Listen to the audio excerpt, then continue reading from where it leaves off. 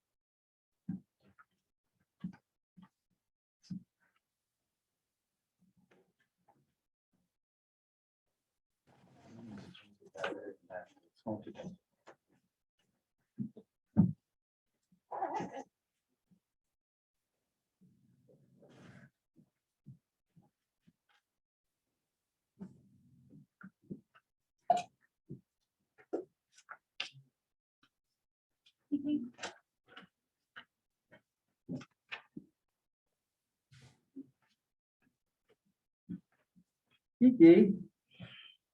Hi. A little while.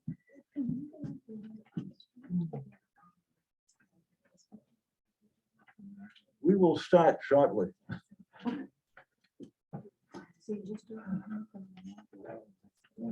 Anybody? Do you want to get started? Okay, yes, let's go ahead. Let's get started. I'm gonna pause a bit on letting people into the room and then I'll go back to that in a moment. I want to thank everybody for attending tonight. I appreciate everybody's participation, both of our candidates, all the work that Dick has done in setting this thing up.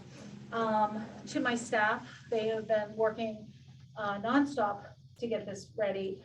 And of course, to our audience who are on sorry, Zoom. who are on Zoom. So what I is we are not going to run the chat tonight. However, if anybody has any questions, both on Zoom or here, you can, well, here you can just ask. On Zoom, you can go ahead and either email me at director@brentwoodlibrarynh.org or call the library and we will answer the phone. The reason we did not on social media or more widely than we did is because of Zoom bombing. And I don't know if you're all familiar with Zoom bombing, but it's a nightmare and not something I wanted to have possibly interrupt our evening tonight. If for some reason it does happen, we will close start it back up again.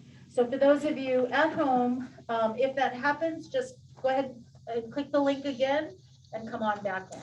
All right. Does anybody have any questions before we get started?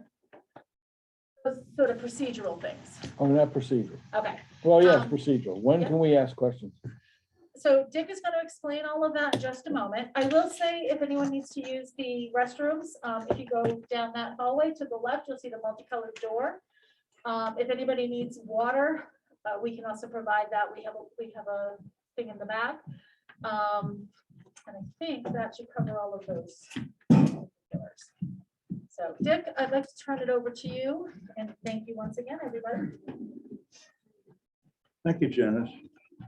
For those of you that I don't know, that first have met, my name is Dick Chamberlain.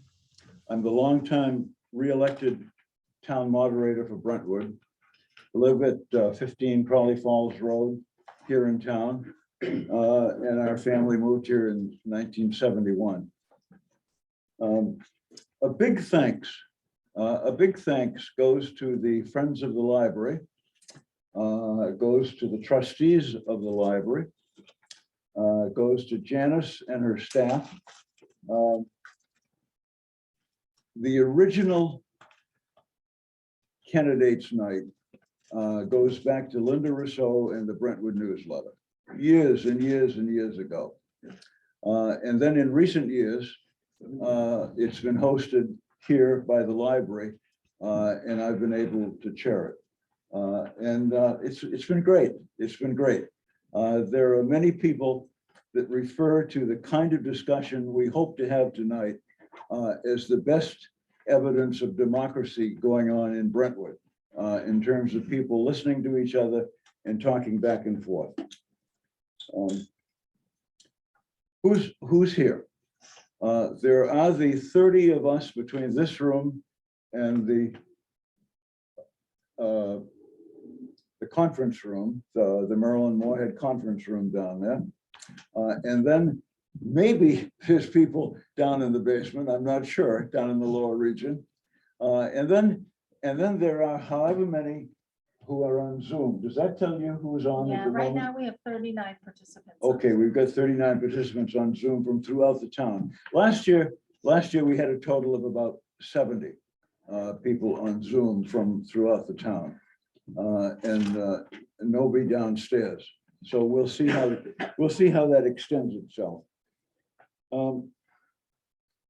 There is an irony. There is an irony tonight, a devastating irony between the beauty of how this kind of a meeting can be democracy at its very best, and the Russians going into Ukraine and crushing everybody. And the Russians in Moscow, the Russian police throwing protesters up against the walls and taking them to jail. That's the irony that we're living with. And I think the best way that we can respond to it here tonight is to just play out democracy the best way that we can. During the past year, there has been occasional ugliness at some of our town meetings, at select board meetings, at school meetings and so forth. People shouting and screaming, yelling, being not very nice to other people. If anything like that started tonight, there's two of us that, and including coming in on Zoom, there's two of us that are going to close it down. Janice can mute and unmute, and I will speak to it. The other thing is that as questions come, if I sense that you might not have fully responded to the question, or if I sense that the questionnaire, the person asking the question hasn't given full clarification, I'll butt in and try to help that process a little bit better. Okay, here's how we're playing it out tonight. We're going to start now. Bruce Stevens is the lucky person to be the first person to try to hold his 4 minutes into 3 minutes, as I hope everybody can. And if everybody can, that'll bring us up to about 7:30, maybe a little bit later than that, halfway through. So that'll give us until 7:30 to 9 o'clock for people on Zoom, or if the Zoom stops, one or two of you have asked if you can ask each other questions in here, and yes, that's certainly a possibility. We will certainly not go beyond 9 o'clock. But that's tonight. Any questions before I turn it over to Bruce? Thank you anyway. Oh, I know the last thing. You know, for years and years and years, you all have been about 10, 12, or 14 people. This year, there are 29 town, school, and cooperative school candidates from Brentwood. And of the 29, 27 said that they would be here tonight. And that may very well be the case. And the other two are away. They couldn't be here because they're off somewhere. So so that's amazing. That's wonderful. Bruce? You're good.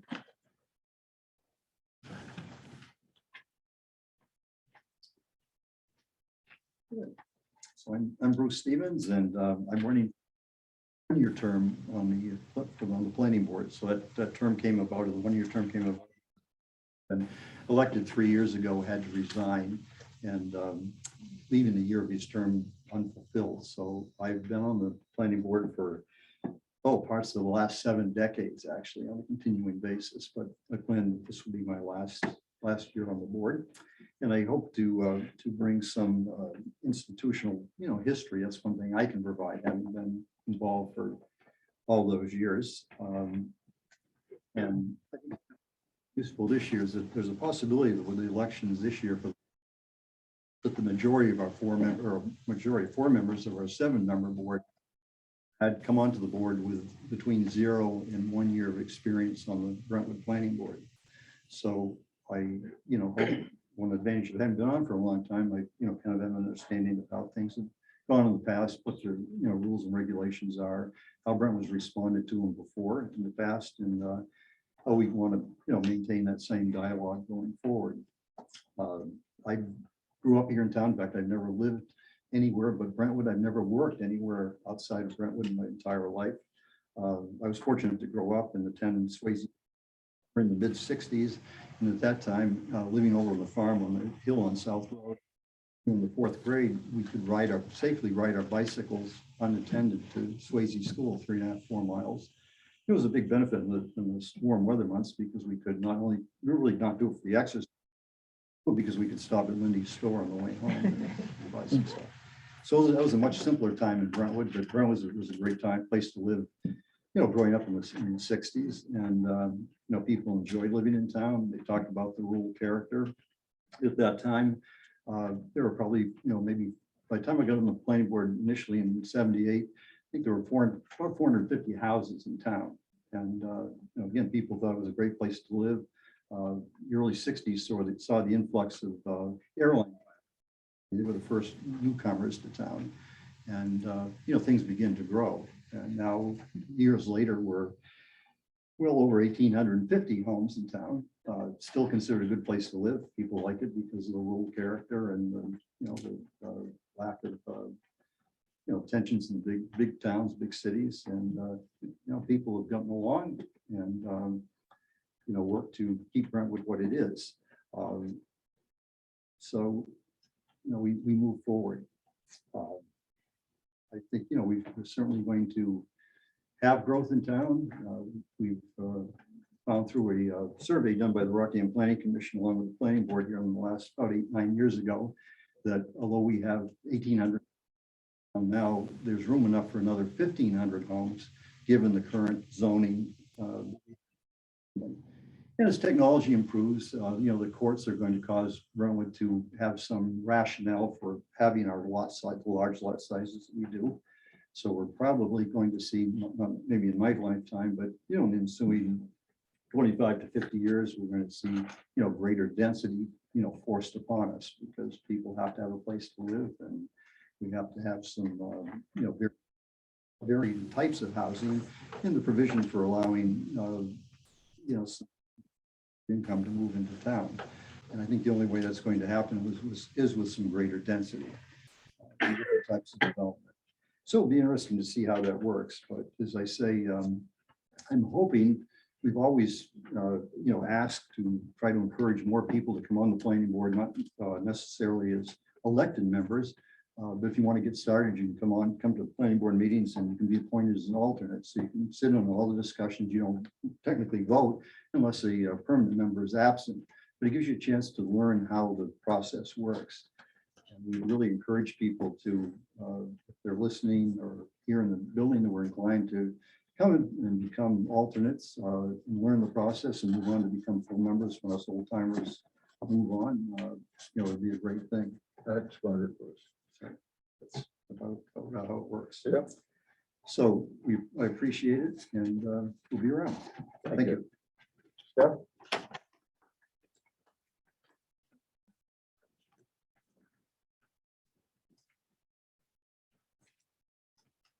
Hi, everyone.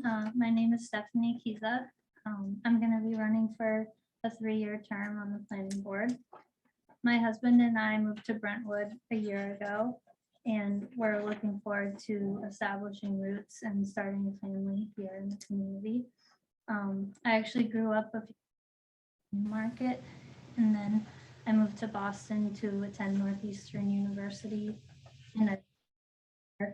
for about 15 years until moving to Brentwood last year.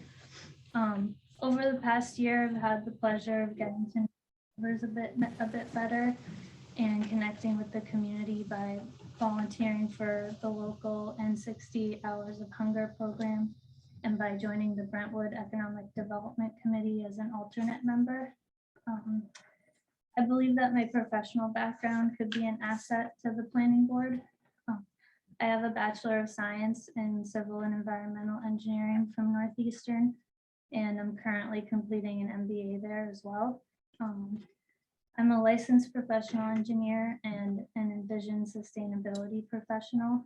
For those who may not be familiar, Envision is a rating system similar to LEED, which focuses on applying the concepts of sustainability, resiliency, and equity to civil infrastructure projects. I've worked for a civil engineering consulting firm as an engineer for the past 11 years. Throughout my career, I've had the opportunity to work with municipal clients as well as private developer clients. I feel I have a unique understanding of the needs and issues faced by both. If elected to the planning board, my goal will be to act in the best interest of the town. I intend to balance the need for economic growth and development with the need for sustainable, resilient, and equitable development that protects the environment and the rural character of the town. Thank you, Steph. Thank you all for your consideration. Thank you. Mark?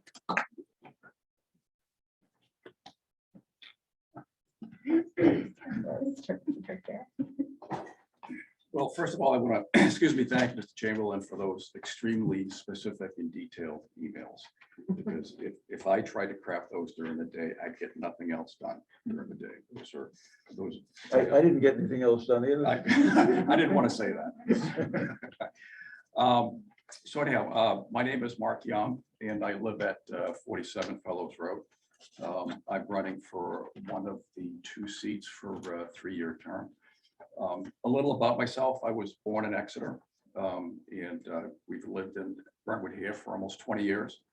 My wife Cindy and I have raised 3 boys in this town. I've been involved in baseball and hockey and Exeter Run Club and all that type of stuff.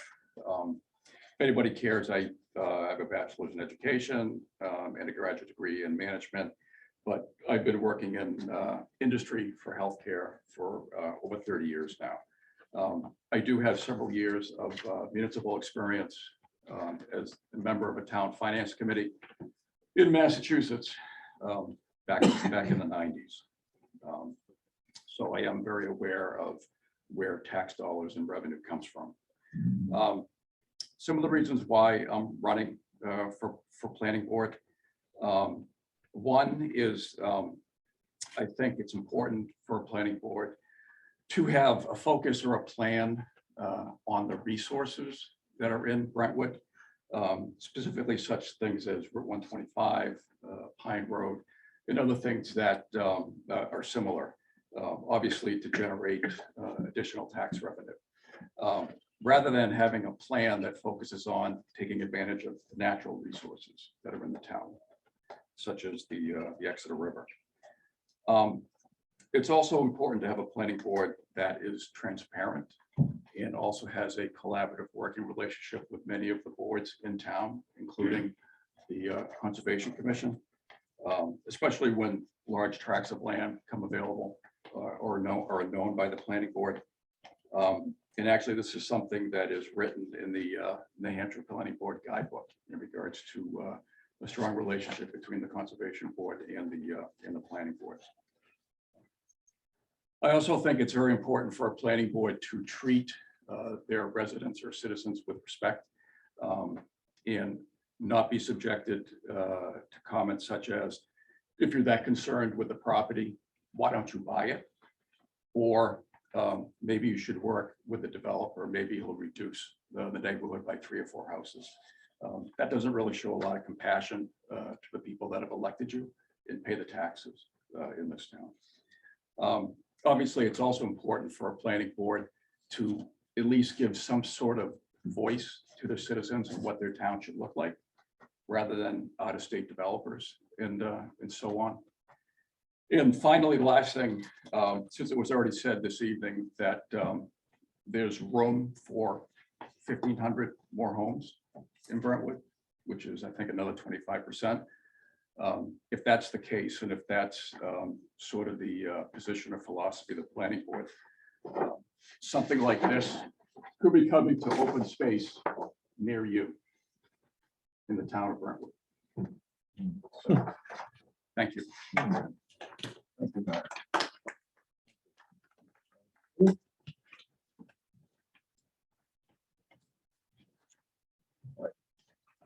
Over there.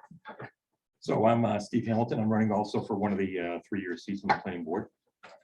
And I'm not currently on the board. I lost the election last year, but I'll try again to get back on there. I was one of those people that got on the board because I went down to one of their meetings and I didn't like the plan that they were putting forward. It happened to be the town center at the time. And so I got in a big argument with just about everybody on the planning board. And Bruce invited me to become an alternate on there because I had such strong opinions and thought they didn't know what the heck they were doing. And what you learn once you get on the board is that there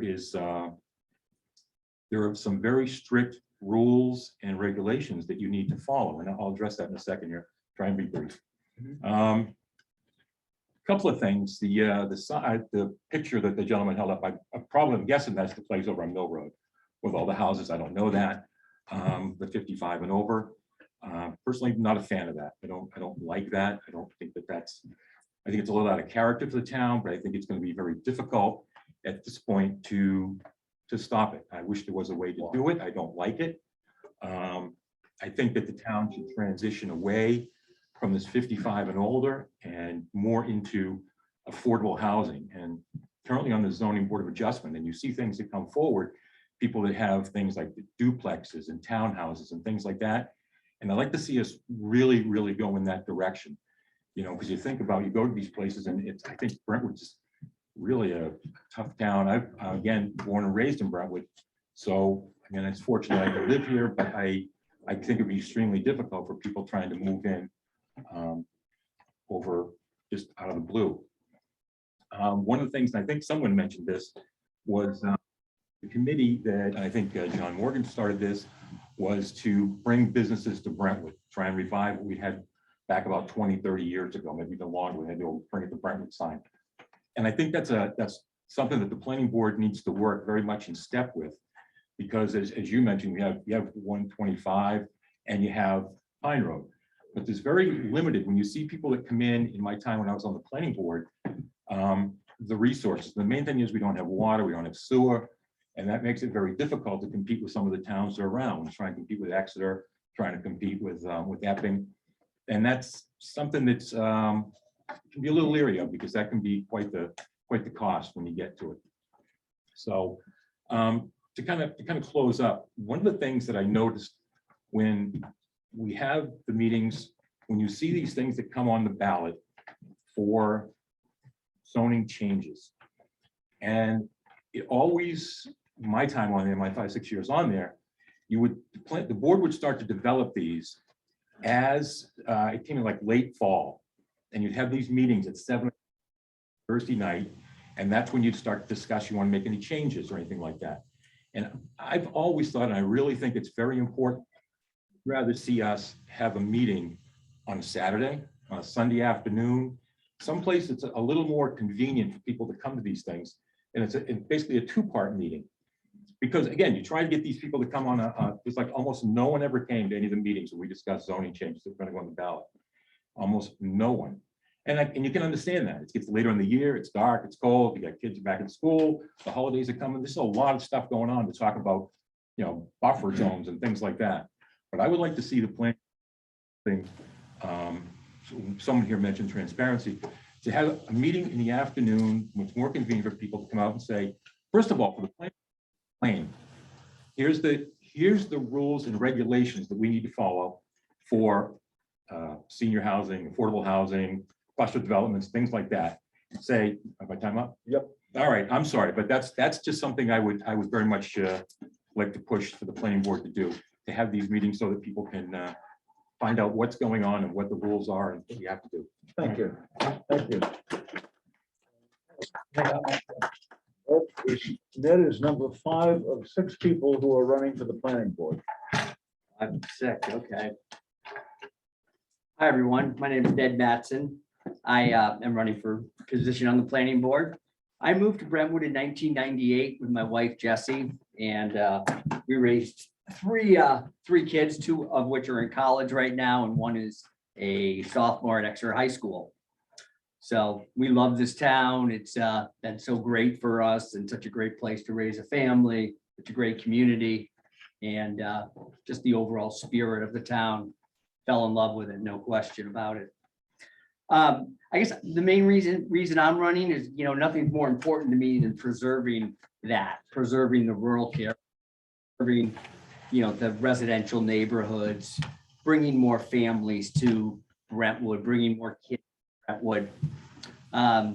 In 2000, when Mill Falls development was proposed, I actually went to some of those meetings. I supported that development, and as it turned out, it was a great development. It's been a really, I think, a great win-win for the town and for the families up there as well. So again, I'm not against development, but responsible development is what I'm interested in.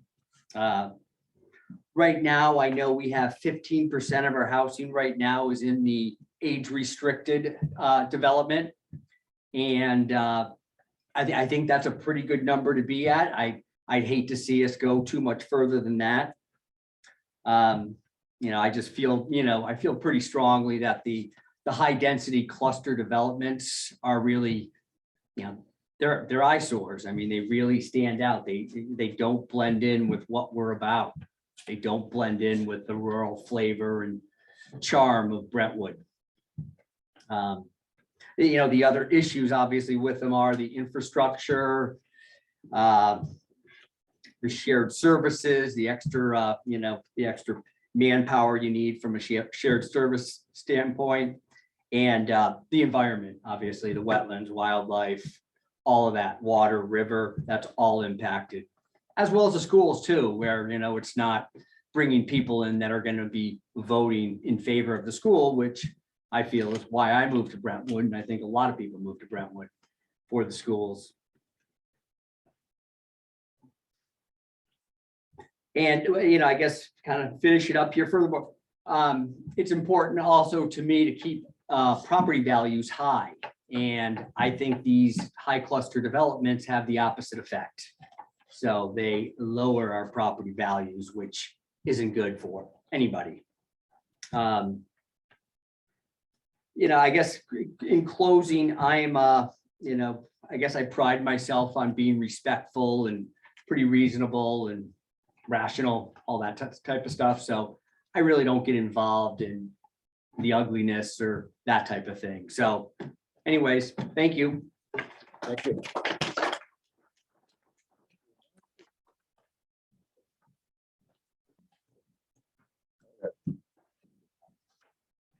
My name is Mark Kennedy, and I'm running for a 3-year seat on the planning board. My family has lived here since 1974, 1975. My father was a planning board member for over 33 years, and after his death, I became an alternate on the planning board and learned a lot as being an alternate, and I turned that into in 2015, running for a 3-year seat, and then again, another 3-year seat. And then eventually I ended up with 1 year taking a seat that was vacant, and I'm running again today. I learned a lot as being an alternate. I think that's important before you run for a position, to get your feet wet a little bit before you just jump right into it. There's a lot to learn on the planning board, and over the years, over the 8 years I've been involved with the planning board, it's been an interesting experience. And I also learned a lot from my father and Bruce and everybody else on the board. I've learned a lot from the Conservation Commission about how to preserve the natural character of Brentwood, and that's important. I don't have an agenda. The only agenda I have is to create a set of ordinances that you can live in like a square.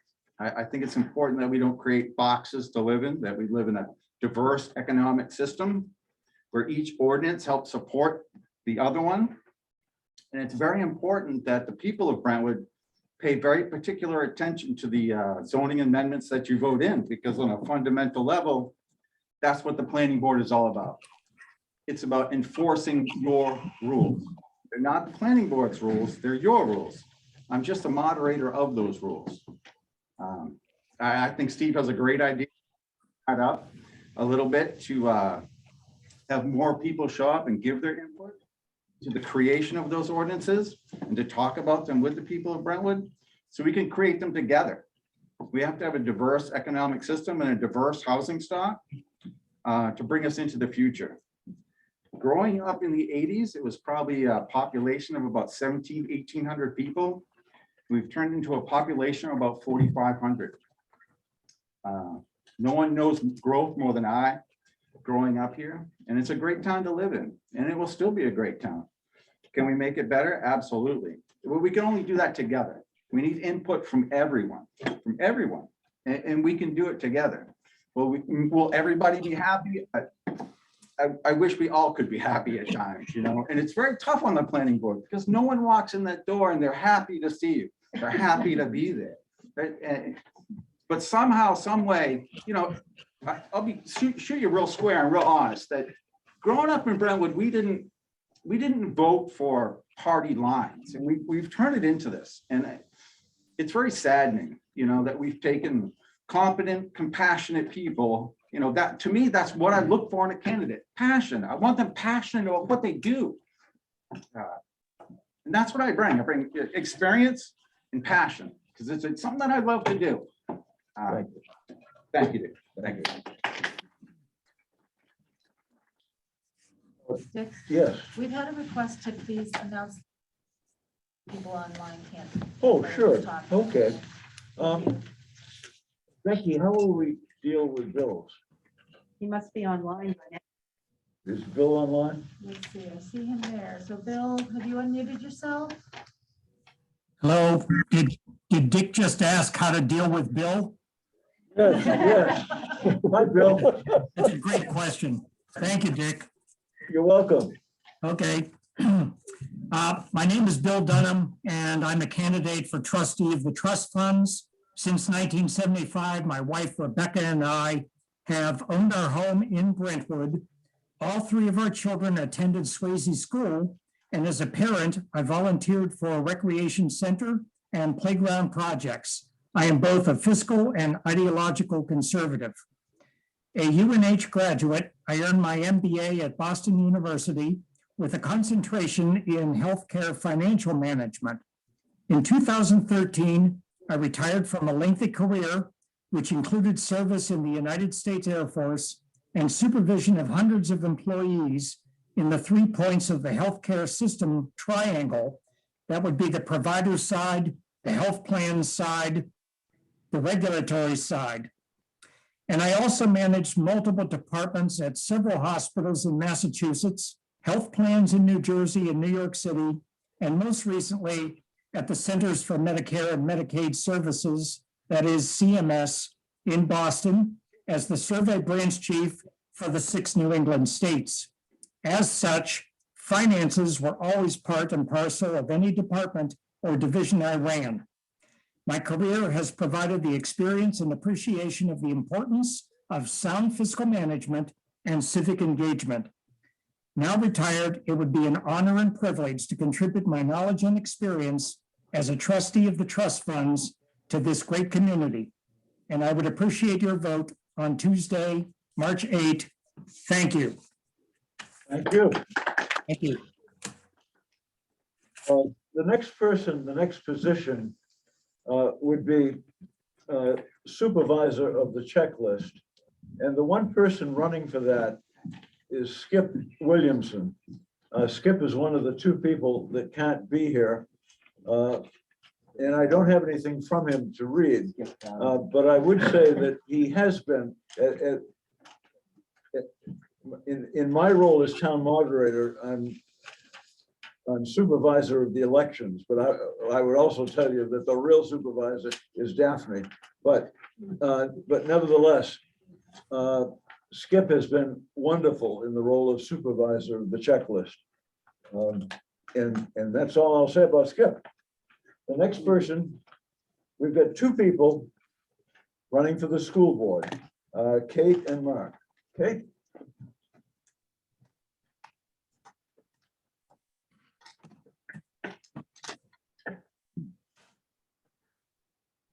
Hi, my name is Kate Bonafide, and I'm running for the Swayze Central School Board.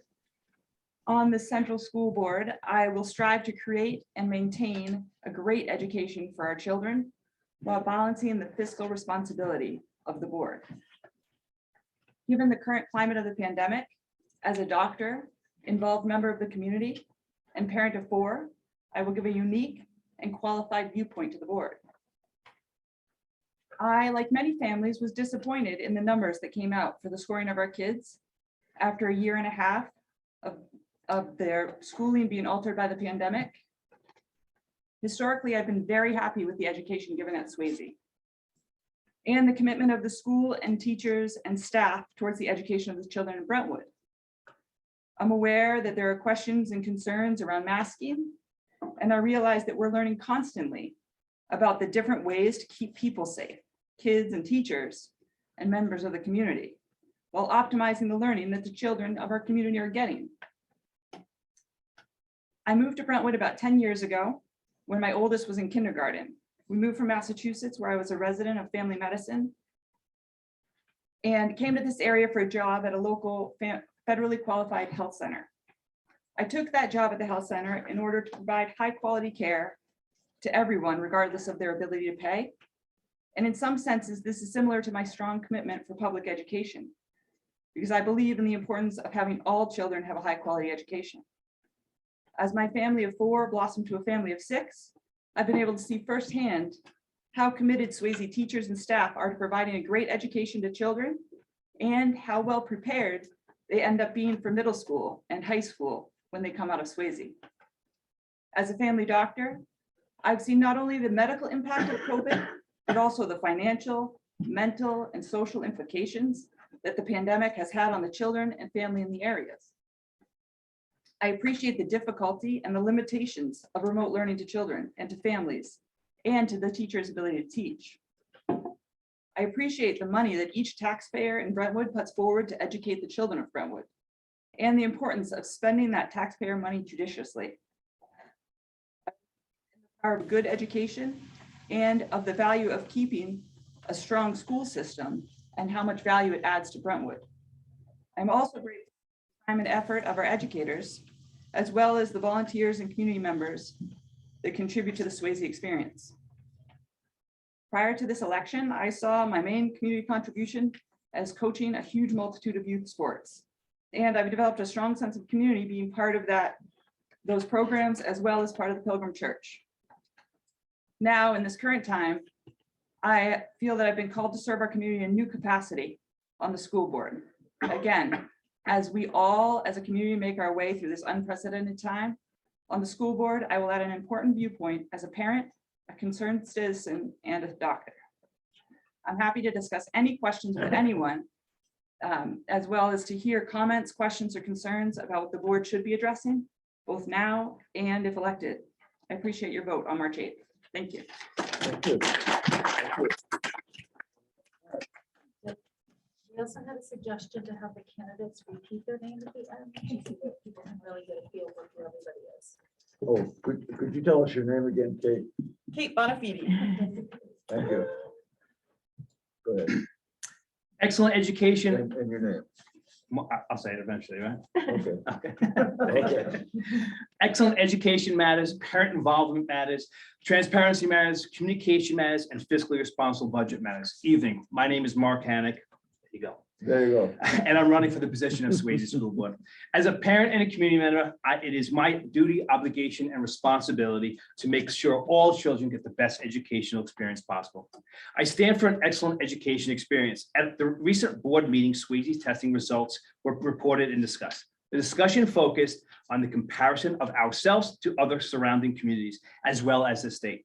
While the comparison of our testing results as they relate to other communities and statewide are useful metrics, this should not be the sole focus of the discussion. It isn't another and even more valuable metric, the comparison of us now as who we are yesterday with the goal of improving our children every day. What message do we want to send to our children when we focus on comparing our community to others or with others? If you don't think children are paying attention, please watch the former graduate of Swayze speak at the February 7th school board meeting. It is time to focus on the continuous improvement of our educational experience. To have it to be the best it can be and to identify what methods work to result in improvements versus what doesn't. Rather than focusing on comparing ourselves to others as a baseline, let's measure our growth from there. If an educational experience is defined by improving ability to perform, achieve, or excel in scholastic achievements, I don't see how we have. Maintaining the status quo over the last several years appears to be acceptable for the board. I have the stats for you if you need them, and I stand for changing that. A metric that would be particularly revealing would be how Swayze graduates performed in middle school and high school and beyond. And I would encourage the development of that type of study. Did we do our job to develop successful students that went on to be successful adults? I stand up for an excellent education experience by creating a plan, method of executing that plan, and with measurable results. I stand for parental involvement.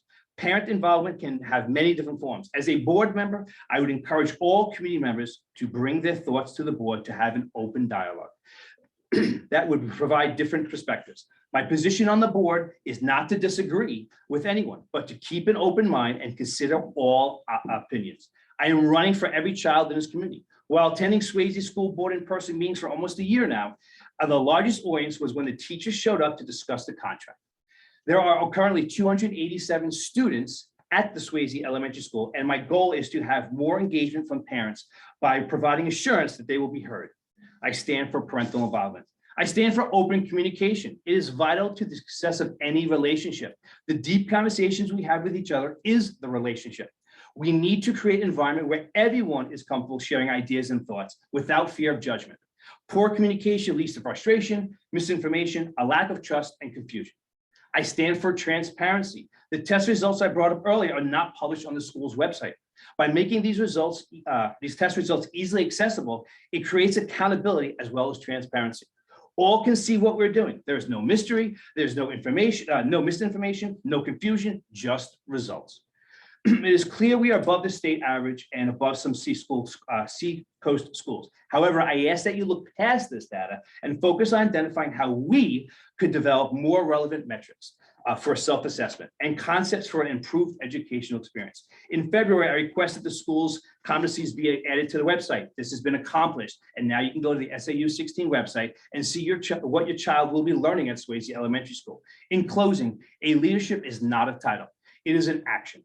A great leader takes care of those in our charge, owns the great and the bad, takes ownership of the challenge, can have a deep conversation while keeping open mind, is prepared, and focuses on the solution.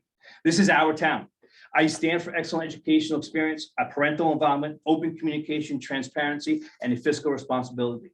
My name is Mark Hannick, and I'm running for a Swayze School Board. Thank you for your time. Good. Hi, Michelle. Okay, sorry. Good. I was concerned that I wouldn't be as tall as this thing. So I'm glad Oh, it looks like it's going to work out. sourcing me over. My name is Michelle Student and I'm running for Budget Committee. I've lived in Brentwood since 1999.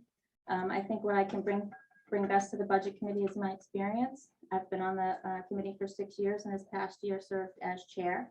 I have more experience than anyone currently serving on the committee or running, new people running. My goal on the committee is to help ensure our town is fiscally responsible. I believe in need versus want. We need to be cognizant of residents who don't receive large wage increases year to year in this town. There are people who want to live out their lives in their homes here in Brentwood, and the ever-increasing tax burden should not be the reason that they can't. Running my own household, I do not have the luxury of simply raising my income when there is something that I want. I need to be prudent about my expenses, make priorities, and budget wisely. Our government at every level should do the same. If anyone wants to reach out to me, my email address is msiudut@brentwoodnh.gov. If you want a budget committee member who is not afraid to question budget or to vote no, please vote for me next Tuesday. My name is Michelle Sudik. You have the other two, do you, Janice? We have three people who are running for the Budget Committee. The second one is George Marcus, and the third is Jack Mitchell, neither of whom could be here, but they've given, we hope. I'm not using the computer to start it off with.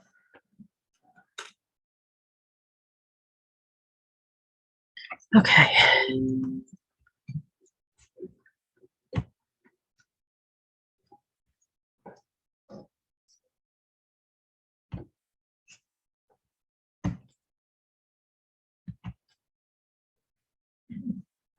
Hello neighbors, my name is George Markey, and I'm running for a seat on the Brentwood Municipal Budget Committee. My family and I migrated from Connecticut and have been members of the Brentwood community for just over 6 years. We chose Brentwood for several reasons, including the school system, quiet neighborhoods, and the rural hometown feel. It's an understatement to say we love it. My background includes an undergraduate degree in economics as well as an MBA from the New York Institute of Technology. I've spent 25 years in the information technology field, where I managed budgets and contracts to ensure departments I represented had the best chance for success. My experience also includes time working as a Six Sigma Black Belt, a business representative that specializes in process improvement.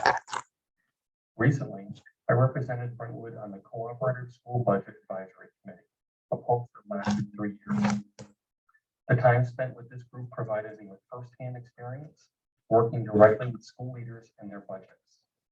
We worked together collaboratively and respectfully to ensure the community's needs were met while maintaining fiscal responsibility. I'm running for a seat on Brentwood Municipal Budget Committee because I believe my experience will benefit the community. I will use process improvement methodologies to identify opportunities for improvement, to streamline complex processes, and to make already good practices even better. I look forward to working alongside our community leaders, listening to their concerns, and working cooperatively to balance the needs of the community against their proposed budgets. I respectfully ask for your consideration and for your support on marching. Thank you. And then the next person, the third person for the Budget Committee would be Jack Mitchell. Okay, and that will be up in just one moment.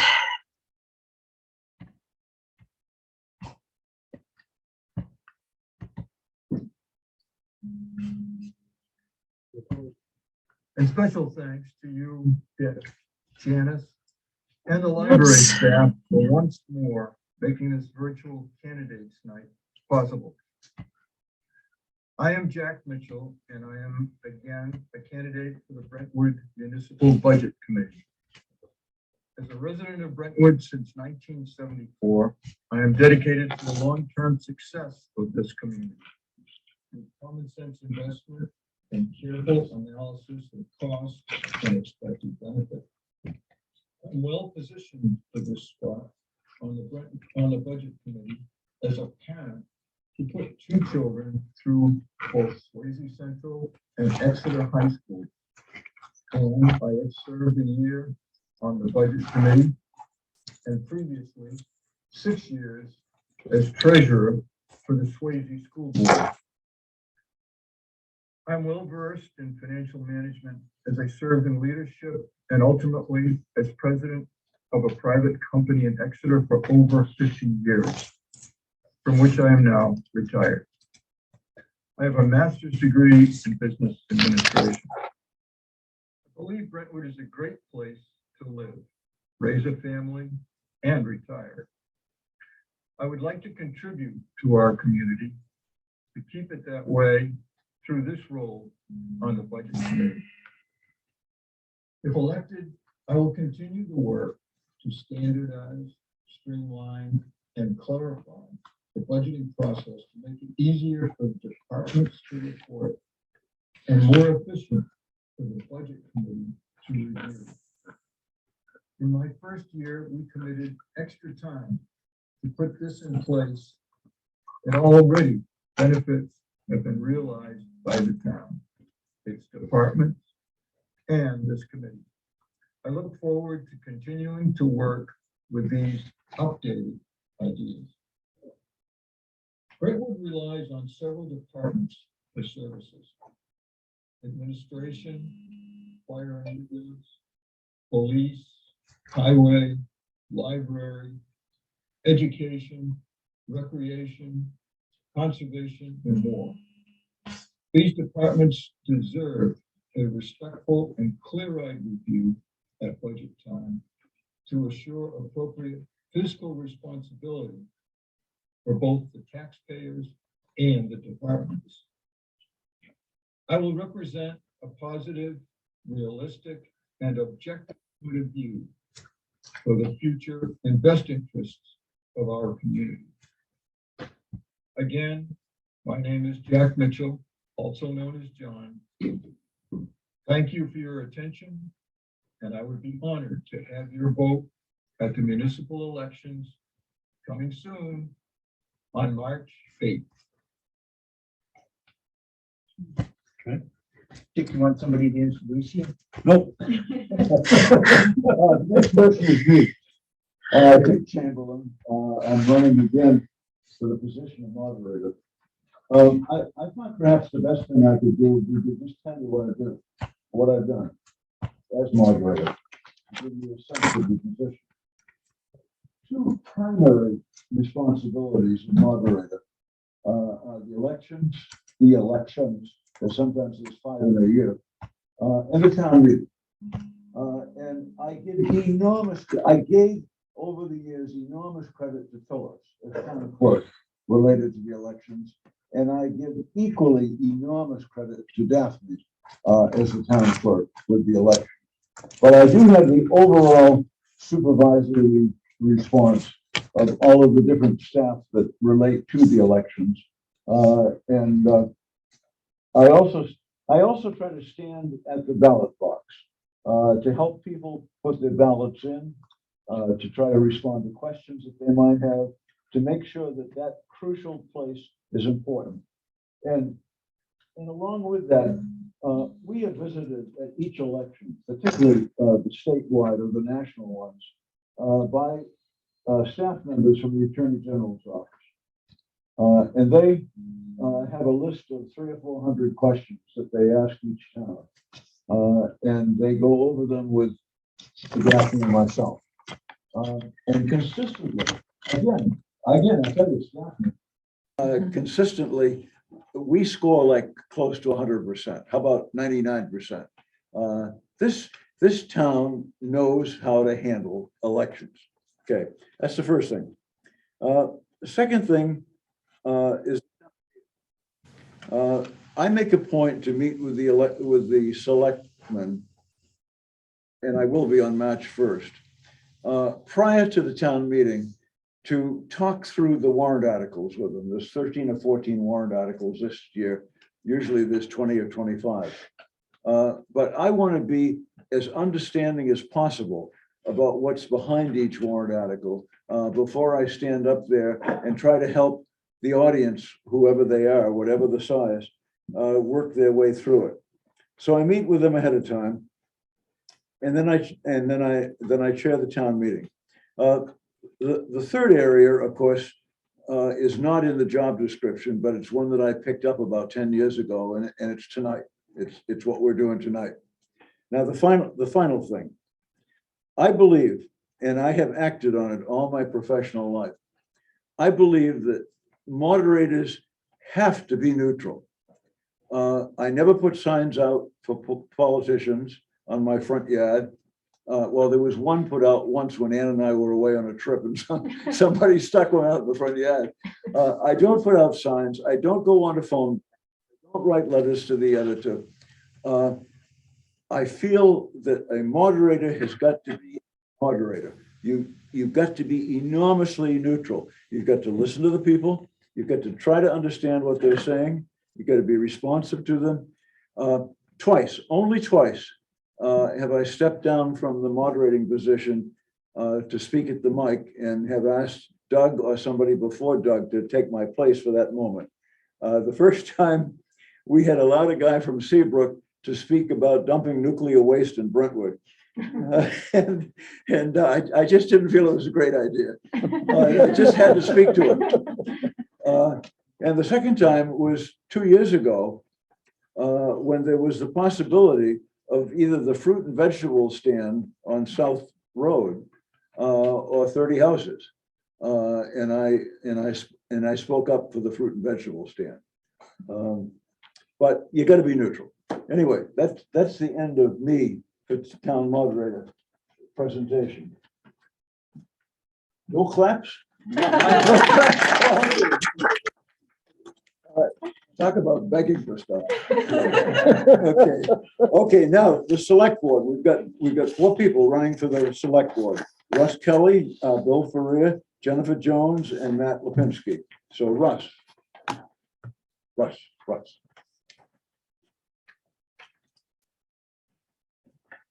Good evening. Thanks, Dick. And thanks to Janice and Kiki and the entire library staff for hosting tonight. I'm Russ Kelly, and I'm excited and ready to step up and serve as your selectman. I believe my experience, skills, and love for this town will serve the people of Brentwood well. Collectively, I've lived in the area for 17 years, with the last 9 years being here in Brentwood. My wife Ellen, 2 boys, and my mother-in-law Ann. We chose Brentwood because it's a beautiful place with a strong sense of community, a great school and library, and a respect for its history. And tonight, I want to suggest that it's healthy to embrace our history, so long as it's not at the expense of our present or our future. As I've been walking around, knocking on doors, talking to voters, I hear some of the stress and tension over property taxes and other costs overall. And I feel it too. I believe we can maintain our rural appeal, manage responsible growth by expanding the tax base and encouraging economic development. I will seek your input and help along the way. Public service is important to me. I was stationed in Saudi Arabia during Desert Storm as an intelligence analyst. I was a senior instructor for the Army Intelligence School down in former Fort Devens. I've coached youth sports for much of my adult life, including well before I had my own kids. I was a big brother, big sister, a part of the Big Brothers Big Sisters program. Been a high school special education aide and coach and a legislative director. I've worked with congressional staff and advocates from both of the major political parties. More recently, I've worked as a consultant offering research support for clean energy projects and electric utility infrastructure. I have vast experience working with municipal, state, and federal governments, and I know how to foster good working relationships. Since moving here, one of my favorite things is to go to Lindy's. I feel the history of this town in its bones. If you're there during the morning and noon rush, or when the pizzas are flying out of there over the weekend, you can get this sense of our community. The old meets the new, the young meets the old, and all walk on that same bumpy floor. We see the old photos of the days when the horses were tied up out front. We need those places more than we know. They can be a place where we connect all the different types of people in this community. Lately, much has been made of our differences, and perhaps that's understandable considering the stress we've suffered collectively throughout the pandemic. We're tired, we felt stuck and confined, and to quote one of my favorite singers, Greg Brown, people say small things when they stay too long in little rooms. Some of you might say, but Russ, the select board meets in a little room too, and you'd be correct. And I've been watching those broadcasts of the select board meetings and the school board and the budget committee. I've seen the good, the bad, and the ugly. And these last few years might not go down as our finest, but what we do and how we behave from this point on is what will ultimately matter to us, to our kids, our grandkids, our friends, our neighbors. We have an opportunity now to move forward. We're not as different as we sometimes portray. We all want strong, forward-looking town government, reliable fire and police, good roads, libraries, and schools. It's only difficult to achieve those things if we're devoting too much time arguing about less important issues and allowing outside voices to dictate the substance and style of our public discourse and debate. I believe I can help, and it would be an honor to serve all of Brentwood. I'm Russ Kelly, and I would appreciate your vote on March 8th. Thank you. Thank you. Thank you.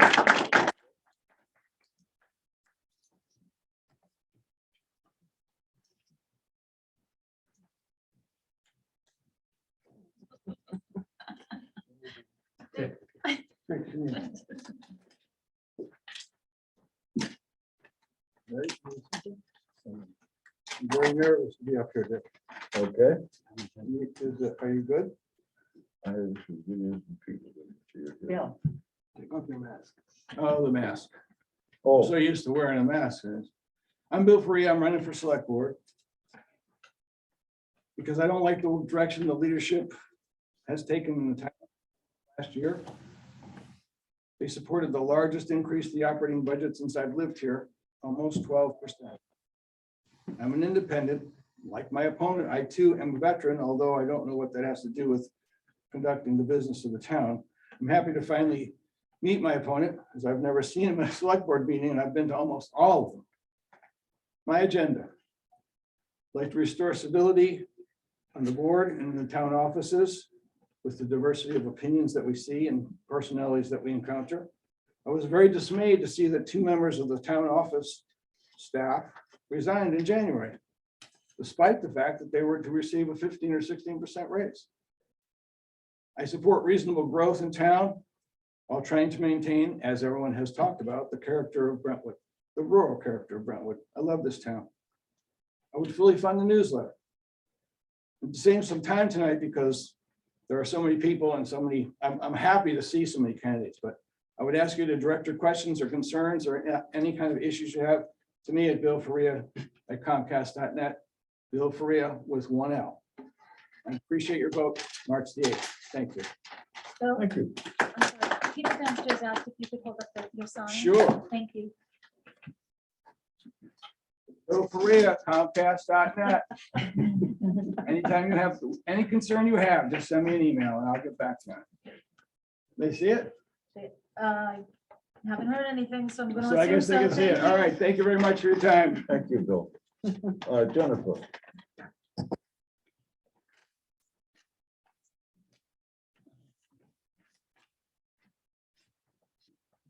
Hi, everybody. My name is Jennifer Jones. I go by Jen. I'm running for a 3-year term on the Board of Selectmen.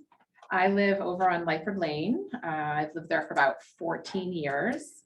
I have a son who's just finishing up at Swayze this year and a daughter who's just finishing at CMS and heading off to the high school in the fall. So big transitions at my house.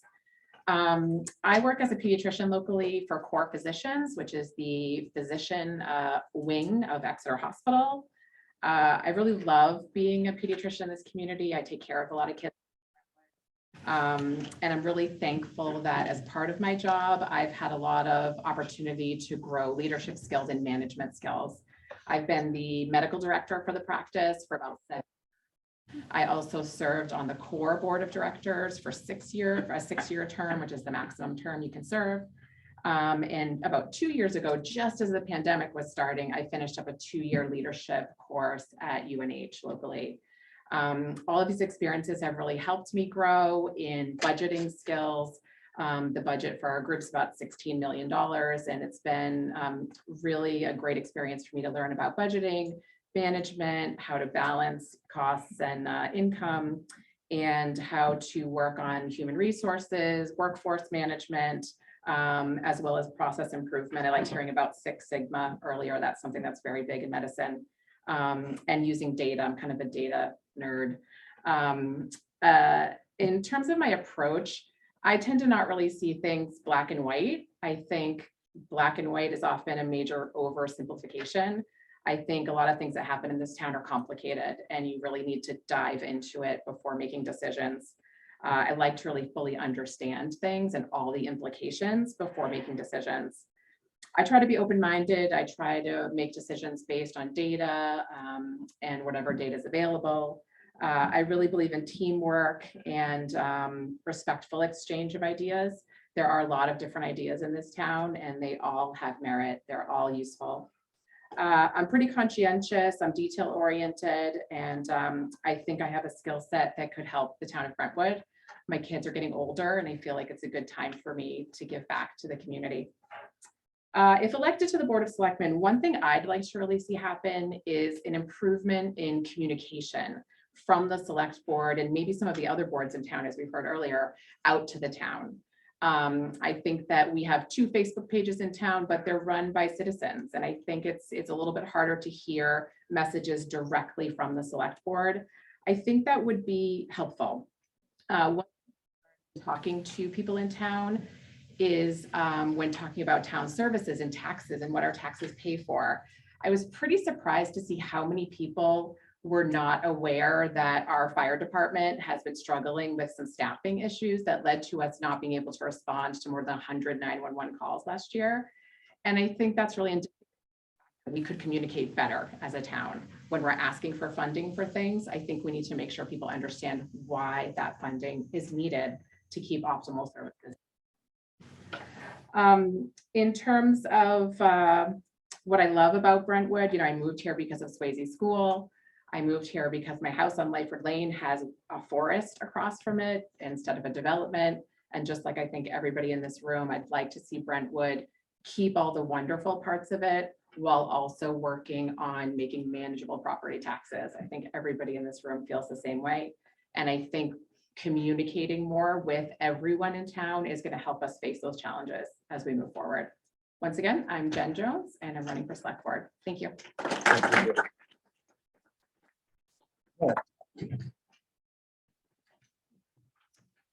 Thanks, Dick. Good evening, everybody. I'm Matt Lipinski, running for the 3-year seat on select board. Moved to Brentwood with my wife Nancy 2 years ago, so we could be closer to our kids who were having a kid who arrived about 2 weeks after we did. And we chose Brentwood because of all the things we've heard tonight. It's rural, nature, it's quiet, serenity, and just the wonderful, truly wonderful people that live here and that we've gotten to know, even despite the pandemic, so quickly after our arrival, just confirmed the choice we made. A little bit about my background. I started out as a school teacher, taught high school for 7 or 8 years, coached football, baseball, softball, all the balls, and got my, as a matter of fact, got my master's degree during those 7 or 8 years, also in education. And then went to law school and started out in practice and joined the Savings and Loan Association, a large one in the Southwest in Oklahoma, largest one in the state actually. Became his general counsel, and it was through that role that I eventually accepted an appointment with the executive branch in Washington, D.C. As a member of the FDIC team to try to solve the thrift savings and loan financial crisis of the early 90s. After my 4-year term, which started, I can date myself, it started under President Bush 41 and finished under Bill Clinton's administration. When my term expired, I went back to the private sector, worked as an attorney and senior executive with major corporations, such as American Express, Accenture, primarily involved in complex contract negotiations and leading large teams in all manner of really business activities or business related activities with a focus on contract negotiation and management. So I'm running for select board to contribute this collective experience to managing the business of our community effectively, efficiently, sensibly, and in a manner consistent with the wishes of the majority of the folks that live here. And I want to open, Jen talked about opening communication channels. I'm all for that. I would love to see the select board communicate much more proactively with the community, and I want to individually do that. I'm gonna get somebody who knows a whole lot more about technology than me and set up a chat with Matt sort of forum that I can hear from you. Listen to what's on your mind. We can talk back and forth. My approach is common sense, collaborative. Let's get things done in ways that make sense. Let's focus on the facts, keep the emotion aside, and get it done. Hobbies, I love to deer hunt. I have a passion for baseball, University of Michigan football. Go Blue. What baseball is it? Well, you know, I love the Red Sox. Oh. Just a little less than I love the Detroit Tigers. Oh, And I love music. Again, I grew up in Detroit, Michigan. Love it here in Brentwood, never want to leave, and I ask for your vote on March the 8th. And my commitment to you is that I will serve my term with integrity, transparency, and laser focus on the interests of our town and the people who live in it. Thanks again, Matt Lipinski. thank you, Matt. Two people are running for cemetery trustee, Justin Kane and Jim Haggard. Justin?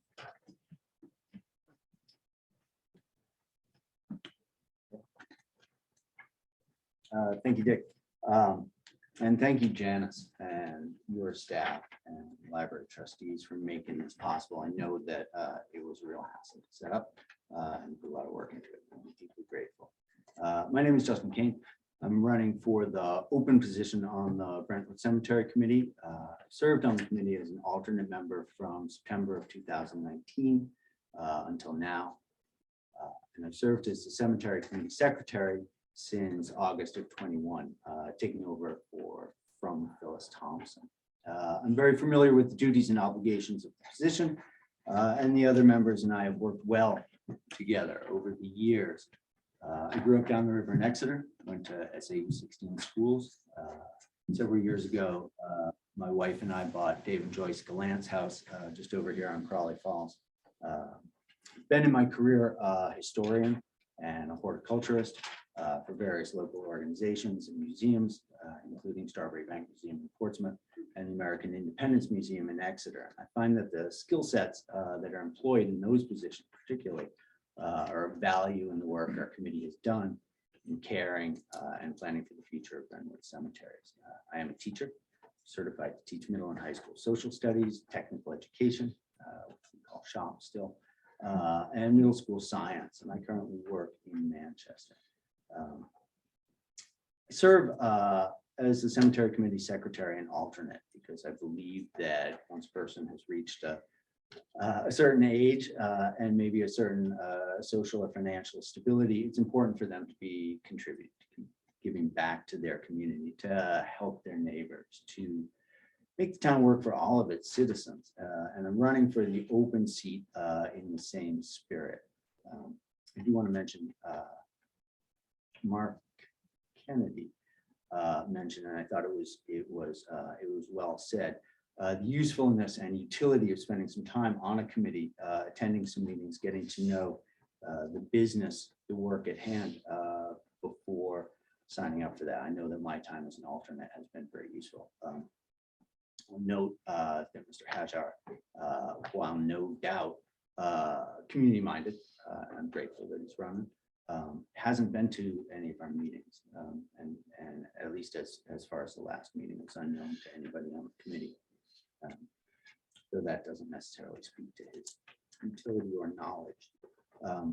As an addendum, doing okay on time so far? I think we're closing in. Okay, as an addendum, I will say that I understand the scientific method. I understand why we use science to make sound public policy.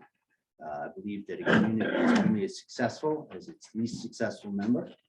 And caring for our neighbors and our town with love and compassion raises us all. I don't have any use for the politics of hatred and bigotry. I don't think that comes up much on the cemetery committee. But I've lived in and around Brentwood most of my life, and I'm embarrassed by the reputation for ignorance and bigotry that this town has gotten. I go out in public and I have conversations all over the seacoast.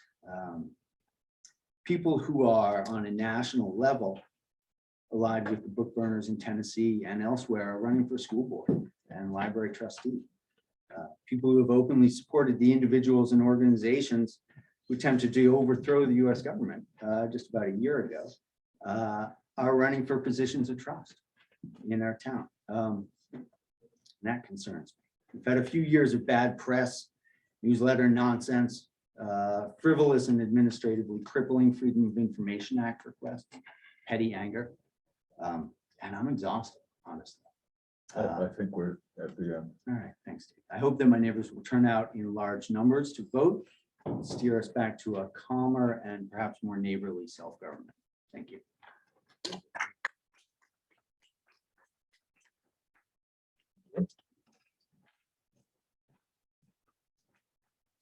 Hi, my name is Jim Hazard, and I reside at 33 Mohawk Lane. My wife Laura and I moved to Brentwood over 3.5 years ago. We feel our move from Methuen to Brentwood was one of the best decisions we've ever made. We love the open and green spaces. We appreciate the conservation areas where we can walk and enjoy the beautiful outdoors. We enjoy the friendly neighbors we've met in this amazing rural town. I've been working in telecom engineering for over 35 years. My educational background is in electrical engineering. I have a bachelor's degree from UMass Lowell and a master's degree from Clemson University. I also was fortunate enough to have attended executive leadership development courses at UNH and Duke as part of corporate leadership development programs. I've had numerous roles over the years, mostly in large-scale cellular technology deployments. I've always tried to use my engineering knowledge, my business experiences, and my values to support and improve my community. When my daughters were young, I coached girls softball. For many years, I was on the parish council at church. I was appointed by the mayor and served on the Methuen Community Development Board, and I was elected and served a term as the Methuen City Councilor.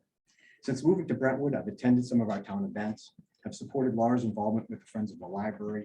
Prior to the COVID outbreak, I was an activities volunteer at the Rockingham County Nursing Home, and I volunteered at Town Hall as a Brentwood newsletter folder. And this past summer, Laura and I played a large role in supporting a successful Sporting Clays fundraiser event for New Hampshire veterans. I'm running for the open position on the Brentwood Cemetery Trustees because I want to take the next step in giving back to our community and share my successful business experiences to serve our town. I've always had a strong desire to support our veterans, and the cemetery trustees have done a great job of recognizing and supporting our veterans. I originally was going to stop at this point, but on Sunday, I went to the Vote Smart Brentwood NH.org website because I was curious to read about the other candidate who was running for cemetery trustee. I found what he had posted to be very troubled. He states that he's mortified by the reputation for ignorance, racism, and bigotry of our town has begun to accrue. He called people running for local offices Tennessee book burners and supporting attempts to violently overthrow the US government. While each can have their own opinion, I don't feel this sort of negative name calling is constructive in any way. This sort of divisive rhetoric does not support bringing neighbors together to improve our community. I do not share or support these opinions. I'm running only to meet some new Brentwood neighbors to give back to the community, and my focus will be on honoring and respecting those who are eternally resting in our town cemeteries, especially those who are veterans and members of law enforcement. I will work diligently to continue all the great work that has been done by previous trustees to provide a beautiful, peaceful, and quiet place for those who are resting there and for those who come to visit them. I hope you will help me serve you by voting for Jim Hazard for cemetery trustee on March 8th. Thank you.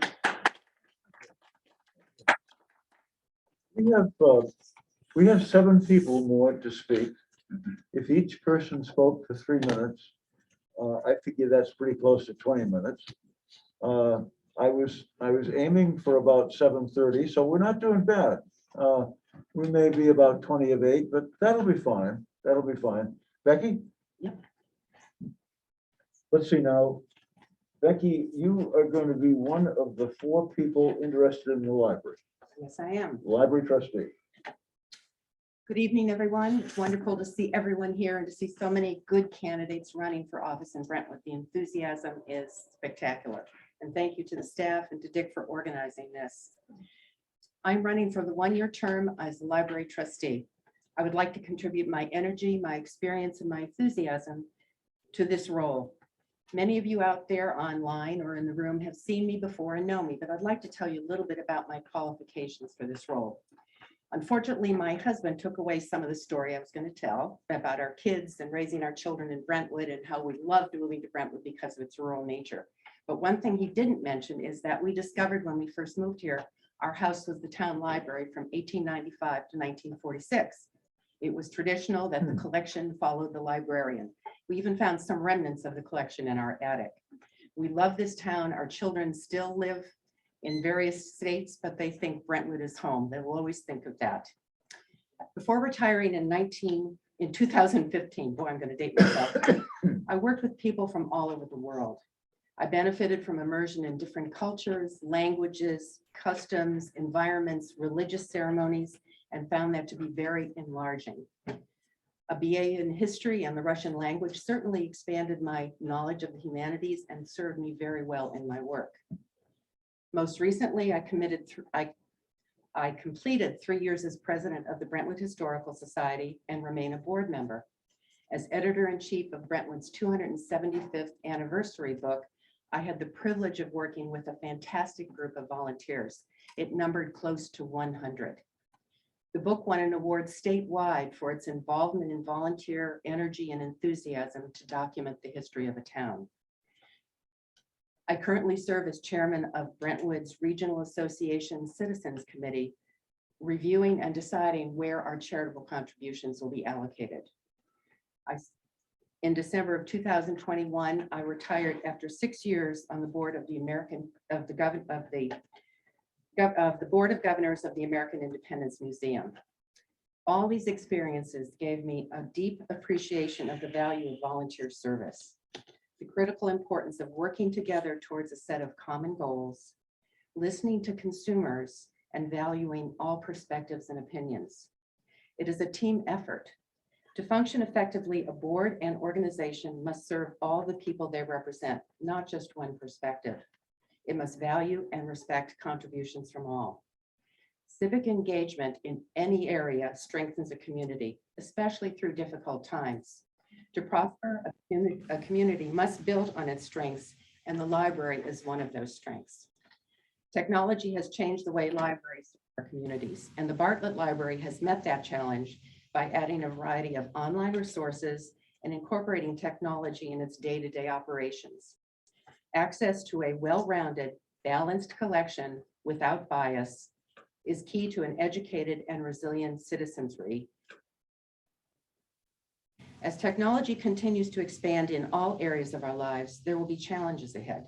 For Brentwood's library, these may be balancing the cost of printed materials with technology, serving an aging demographic, population growth, facility needs, and incorporating a new focus into the collection and library operations that we can't even imagine today. I would like to be part of that future. If elected, I will bring my years of board leadership experience and my ability to work collaboratively with members of the board and the staff to ensure that Brentwood has the best library services available to all citizens of Brentwood. I would certainly appreciate your vote on March 8th, and thank you very much. Melissa. Melissa B. Oh, there we go. Hi. Hi. Good evening, everyone. My name is Melissa Bertolin, and I'm running for the one-year position. I've had the privilege of being a library alternate for almost a year now, and have thoroughly enjoyed being more involved with the library and the inner workings, as well as with the staff. I'm running for this position because I feel very passionate about the library and would love to make the library the best it can be. I've lived in Brentwood for the past 18 years, moving here with my soon-to-be husband right after graduate school from UNH. I have a master's degree in clinical social work, and I work as a geriatric psychiatric social worker in Manchester. My husband and I have 2 children. We have one that's still at Swayze and one that is at CMS currently. We've thoroughly enjoyed being members of this town. We had no idea when we moved here in our early 20s how much we would love it the rest of our lives here. And the older I get, the more I'm drawn to being more involved in this community and being a part of wonderful things like the library, which means so much to me. The library is very near and dear to my heart. I've been a regular patron since I moved here in 2003. I've always been an avid reader. My perfect type of day would just be to sit on the couch with a good book and a cup of coffee and grab a stack of books from the library. When my children were young, we attended weekly story hour every week, which gave us the opportunity to meet other families and children and really added to our sense of community here in Brentwood. As my children have grown, they've also come to love the library and they participate in programs such as summer reading, book clubs, and any other special events that the library puts on, or the Friends of the Library, which also contribute so much to the Bartlett Library. We continue to be regular weekly patrons. We stop in here as much as we can, talk to the staff, check out new books, see what programs are going on, and just volunteer in any way we can to make the library a better place for everyone. I feel very passionate about instilling the joy of reading in young people and love when little kids come to get their first library card. Even adults, it's fun to see adults getting their library cards for the first time. Franklin Delano Roosevelt described libraries as the great symbols of freedom of the mind and essential to the functioning of a democratic society.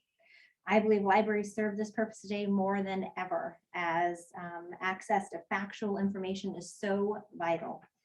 The American Library Association Code of Ethics states, "We uphold the principles of intellectual freedom and resist all efforts to censor library resources, and I uphold these same values." Library trustees are powerful advocates for libraries. They play a role in determining the mission of the library, setting the policy that governs the library, and oversees the general management of libraries. Serving as an alternate trustee for the past year, I believe I'm prepared and ready to serve in this role.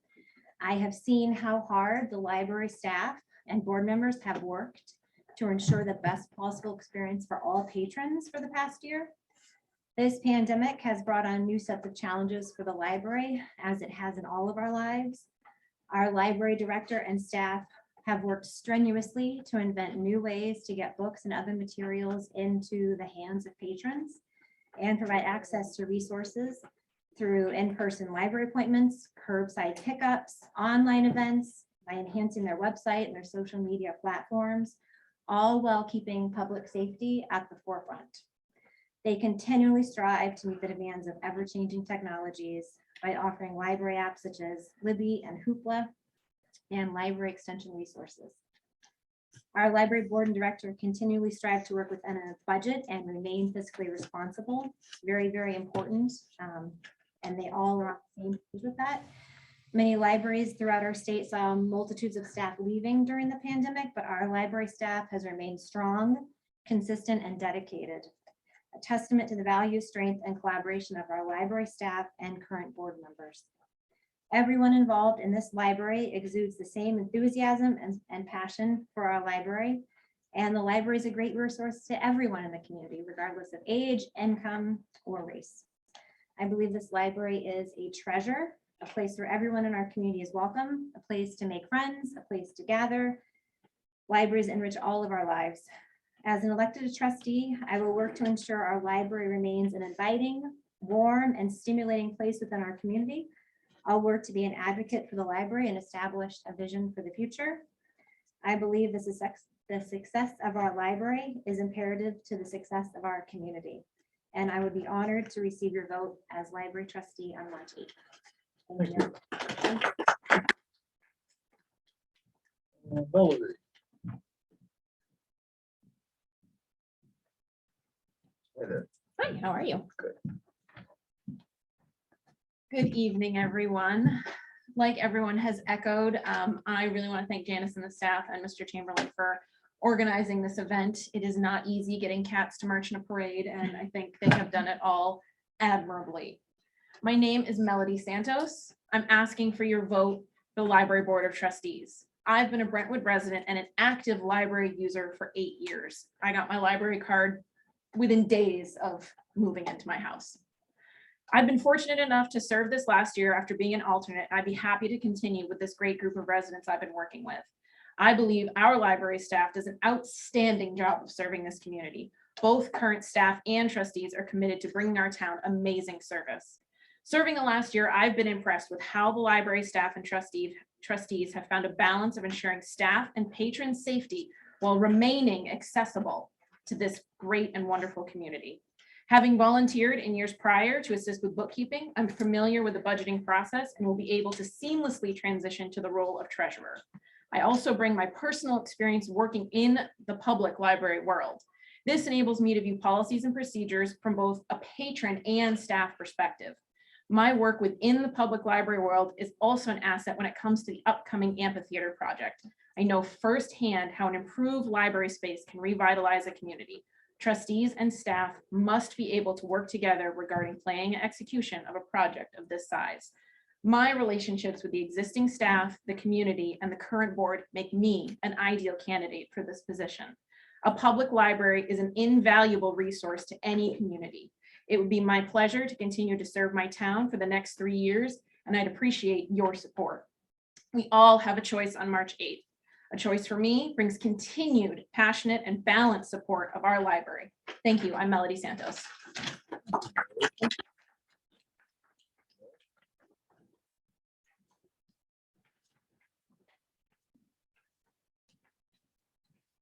Hello, neighbors. I'm Lois DeYoung, famous or notorious supporter of all things Brentwood, and I'm running for library trustee. When our family moved to Brentwood in October 1974, our son was 5 and attending public school in New Jersey. Now he couldn't go to school and get on the bus with his sister because New Hampshire at that time did not have public kindergarten. This was the first of many adjustments for my family from metropolitan area city to country life. My husband worked at United Airlines in Boston. We had no family in the area. We didn't know anyone.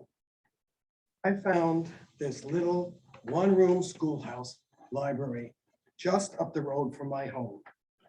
Flo Corbett was the librarian who greeted us and proceeded immediately to welcome us. Books, activities, and stories hour for my children, and invited me to the Friends of the Library for the meeting the following evening, which was the start of a happy relationship with the Brentwood Library. I was president of the Brentwood Friends of the Library for many years, working on the building, fundraising, and just having a wonderful, friendly place to go. During COVID, I was very sad to see the library closed to the public for so long. And even when the library finally opened, inside visits were very restricted. It was hard for me to believe that tonight we're coming to candidates night and we're still wearing masks and sitting 6 feet apart. This, I don't think, the library is a fabulous thing in this town. It has been for many years. And I don't think keeping it unfriendly, keeping it apart from like having a separate room. And I think we need to be together. It's what I love about this town. I love about the library. As you all know, I'm on many boards and I actively, because Brentwood is the best. And this library is one of the main wonderful parts of this town.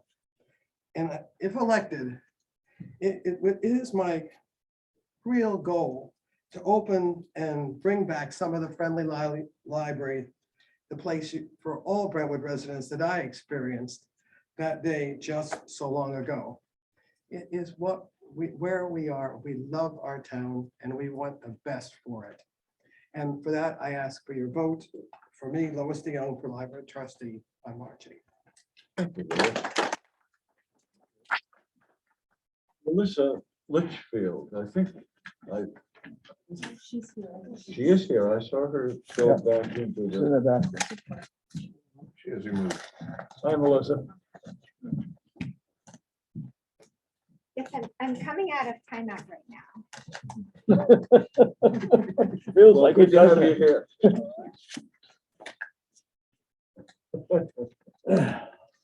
Timeout. Time out. So if I could, actually, first of all, my name is Melissa Litchfield. I'm your state rep. I currently hold the seat for the chair of the Brentwood School Board. And I also hold the chair for the Cooperative School Board. But I'd like to ask if we could all stand for a moment of silence, just in honor of the people in Ukraine and what they're going through right now. Anybody who feels so moved, if you could join me.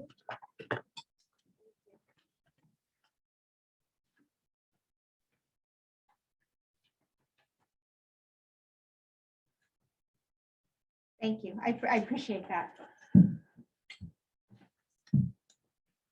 As many of you probably have heard by now, I'm the daughter of a legal immigrant who came over here from Iran in the 1950s and gained his citizenship in the 70s. So diversity is very important to me.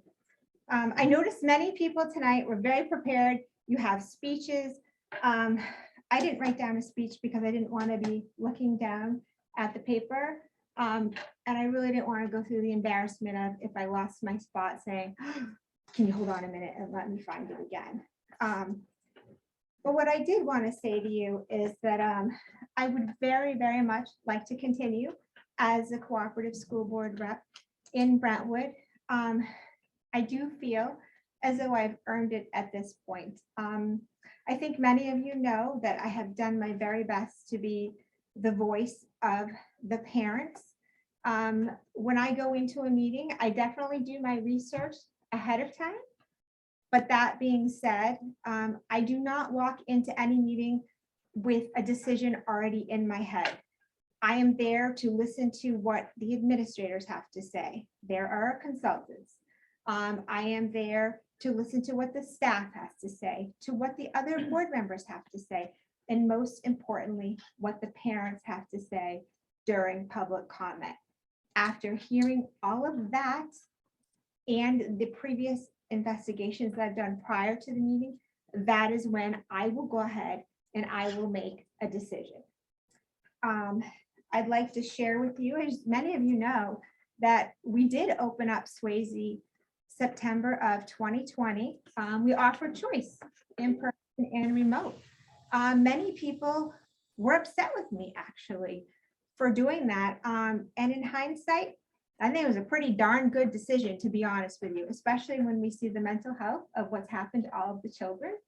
And I'd like to point out to a lot of people, I've received a lot of flack out there for if I bring up mental health or I bring up concerns, or do I know what I'm talking about? You know what? I do know what I'm talking about because my family pays $13,000 a year in taxes for this town. And you know what? My oldest, when he was in the 8th grade, we had to transfer him to a private school because he was bullied so badly in that middle school. It was not safe for him to be there. In 7th grade, I drove him back and forth because it wasn't safe for him to be on the bus. But then when he started getting knocked around in the lunch line or his lunchbox being thrown in the garbage, etc., it was time to say enough is enough. The meetings with the administrators didn't do anything to help. So we moved on. So at this point, we all know I have 4 children. I do have 3 children in private school. One of them actually is in college. I don't know if that counts as private school, but it's private college. 2 others, we pay for private school, even though we gladly pay our taxes. We're honored to. We're honored to be here. And I do also have a younger child that is in the school district. I know that people have questioned that as well. I do have a child in the school district. And if you're wondering part of why I want to be on the co-op board, it's super selfish because yes, actually that child is going to go to private school next year. And I'm grateful that he was accepted to that school. But I tell you what, he is quite the athlete and he's a super smart little boy. And if I were to come back in another life, I'd want to come back as Jake. You know what? I want him at that high school. So my goal is for that school to be back to where it once was. As far as listening to what parents have to say, I think you've all heard over and over again where I've made the motion. Can we please let the parents speak? Can we let anybody speak? I don't understand what we're so afraid of. It's 3 minutes of public comment. Let's let them say what they want to say. People were a little over the top, I think you could say, maybe last summer. I don't blame them. You know what? I had a voice at the table for that year. They didn't have a voice at the table. So I can understand why they were so upset. So I'm asking for your vote because I have so much more to do. Academics are super important to me. I think we need to make a change within the leadership. And I think we need to continue to listen to the parents because they know best. And I want to end on a super positive note. I'm going to give myself a shameless plug. I'm really sorry. But I'm on the education committee for the state of New Hampshire. This year, I put forth legislation, one bill, and that's it, because I don't believe that we should be constricted by lots of laws, right? That's not what I stand for. But I put forth one bill and it just passed out of committee yesterday unanimously, bipartisan, and it's going to the House floor in a couple weeks. And you know what that bill was? That bill was, if you serve on a cooperative school board in the state of New Hampshire, it should be your direct town in your direct district that votes for that person. No more of this widespread voting. It should be your direct constituents that are able to vote for you. So I would be honored to have your vote, please, on March the 8th. I worked very hard, and I promise you I will continue to work hard. Thank you, and thank you, Deb. Thank you, Melissa.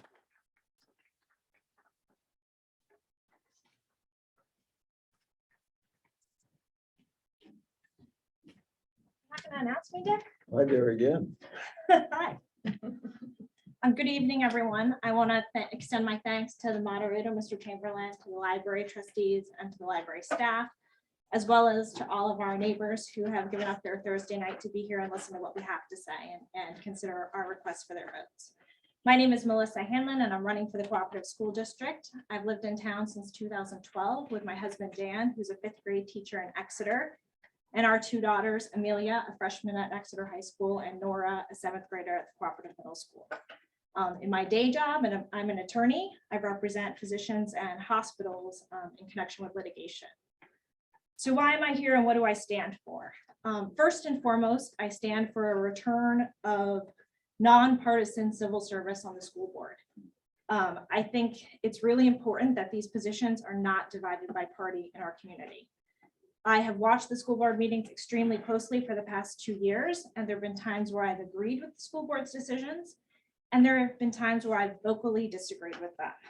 Each time, my opinion has always been based on a deep dive into the issues, my conversations with people in the community, and my own critical thinking. I may not always agree with people, but I will always listen to what they have to say. What are the issues I see for the school board coming up? First and foremost, academic. That's not to say I'm focused on standardized test scores or school rankings. People who've been paying close attention to the school board for the past few years will note that the administration has talked repeatedly about identifying a gap in mathematics achievement in our schools. They've tried to resolve it and so far have not successfully done so. There has been the decline in test scores. And in addition, we've seen 200 families choose to leave the cooperative middle school over the last year. I listened to interim principal Hersey describe interviewing those 200 families, and she reported that the #1 reason families left was their perception that the academics were not rigorous enough. The #2 reason was bullying of their children. Both of those issues need to be addressed by the school board, and they need to be addressed swiftly. I also think social and emotional supports are important. We need to have support for the students who are suffering from increases in mental health issues, but we also have to create a sense of community for these students that they've missed out on for the past 2 years. That can be done through adding positions, but it can also be done through adding fun back into school. These kids are not having fun at school. They're not creating relationships with their peers, and they're not creating the traditional relationships with the staff of the school. And I think we owe it to them to do that, restore that piece. And finally, I am focused on transparency. There have been many times over the past 2 years where I've attended school board meetings and I have felt, rightly or wrongly, that the decision has already been made before they take the stage, and what we're watching is theater playing out for our benefit in the public. Finally, I just want to speak from the heart on one thing. We're a divided community. I have felt that acutely the last 3 weeks that I've been campaigning. I think if we continue to vote on party lines, voting a straight red ticket or a straight blue ticket, that divide will continue and it will deepen. I'd like to offer you an alternative. I'm in the middle. I don't always agree with the administration. I don't always disagree with the administration. I look closely at the issues. I listen carefully to what people have to say, and I will always look to collaborate and build bridges with other people. Finally, my focus will always be on the best interests of the students, because that's what this is all about. My name is Melissa Hanlon, and I'm asking for your vote on March 8th.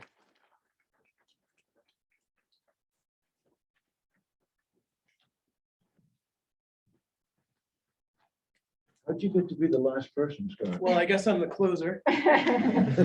I'll make it sweet. Go for me. That's okay, No, that's seriously. My name is Scott Dennehy. I'm running for the Brentwood seat on the Exeter Cooperative School Board. I'd like to thank the library, Dick, everyone who was involved with this truly Brentwood evening of coming to candidate night. For the past 20 years, I've lived in Brentwood with my wife Tina, our 3 children, Caitlin, JJ, and Braden, all products of the SAU 16 public school system. We continue to choose Brentwood for its small town charm, its access to superior education of the SAU 16 schools. And since moving to Brentwood, we have been very active in the school community. I myself served on the parent faculty group for 7 years in several board roles, including president for multiple terms. I then served faithfully for 2 terms, elected by you as a member of the Swayze Central School Board. During my time on the board, I was always an advocate for what was best for the students at Swayze. I had the pleasure to be elected vice chair of the board for several years by my fellow board members. I served on the SAU policy committee for several years, a job that was important in giving me a cohesive understanding in the policies put forth by the administration, as well as how those policies impact the community, our community on a local level. I served on the committee for teacher contract negotiations on the very previous last round. And I also do have practical knowledge of how the SAU 16 operates, who the key stakeholders are, and who to go to get answers when needed. During my time on the board, I was always willing to listen to a counter viewpoint, even when it wasn't one I held. I continue to make sure to look at issues with care and consideration. I feel that cooperation from all sides is the best way to get things done. Many times we came to the table with different perspectives. We talked about the issues and ultimately saw the value in each other's perspectives, which allowed us to find common ground. Unfortunately, at the end of my time as a representative on the school board, I did feel that there was a politically tinged agenda that got in the way of the focus of this cooperation. Many of you will ask, so why are you running? It's simple to me. We need someone who will represent all of Brentwood in the Exeter Cooperative School District, not one side or the other, someone who can focus singularly on the task at hand and remain objective. We all need to come together with a common sense approach for our schools, one rooted in data, facts, student welfare, and fiscal responsibility with students and staff in mind. Data and facts must be at the forefront of the decisions made by the cooperative school board. In my years at Swayze, on the Swayze School Board, I often found data lacking, so I did try to push for metrics and dashboards to allow me and my team members to make clear, educated decisions. The current administration, I feel, has made strides in improving access to concrete data and facts, but I believe we can do so much more to better show how and why we are making decisions from this information. There are many factors impacting student welfare that I want to address. We are dealing with a pandemic, the likes of which we have never seen in our lifetime, which has significantly increased academic pressure on our students. Increasing funding for mental health programs must be put in place to support our kids as we come out of this public health crisis. We must, however, root our decisions in facts and scientific data from the experts in order to care for our children. Public school funding in New Hampshire isn't cheap for many reasons. It should come as no surprise to anyone that there is a cost to provide the quality of education given. It's unfortunate that many in our community don't fully understand what goes into a budget for an organization the size of the co-op. Salaries, health insurance, and facilities all play a role in shaping the larger budget. I am a proponent of the administration, the teachers and staff in the SAU. If you don't agree, I still hope that you'd consider me the right choice for my experience in the position. I've been in the trenches, seen the countless hours of work these educators are doing. Our educators and staff do the best to navigate both successes and mistakes. They are humans, just like the rest of us. It's important to note the administration and staff of the Cooperative School Board are not some unwieldy enemy. They are family, friends, neighbors who, like us, are doing the best they can in unprecedented times. If elected, my focus will be on the academic experience for all students, regardless of race, gender, sexual orientation, religion, most gifted to the most vulnerable. Only by working together can we build upon this stellar education system that we can come to expect here at SAU 16. We will need to rebuild our community together and create an infrastructure that students, staff, parents, and educators are all proud of. I'll try to bridge the gap with those that don't see my focus with full transparency, and I'll listen, especially when you speak genuinely to me, not about me. We all want what's best for our children. There are many roads to get there, but we all need to find a common path. I believe we can have a civil discourse of empathy and understanding, and we can all move forward to do what's best for our children. I am Scott Dennehy. I'm running for Cooperative School Board. Please vote for me on March 8th.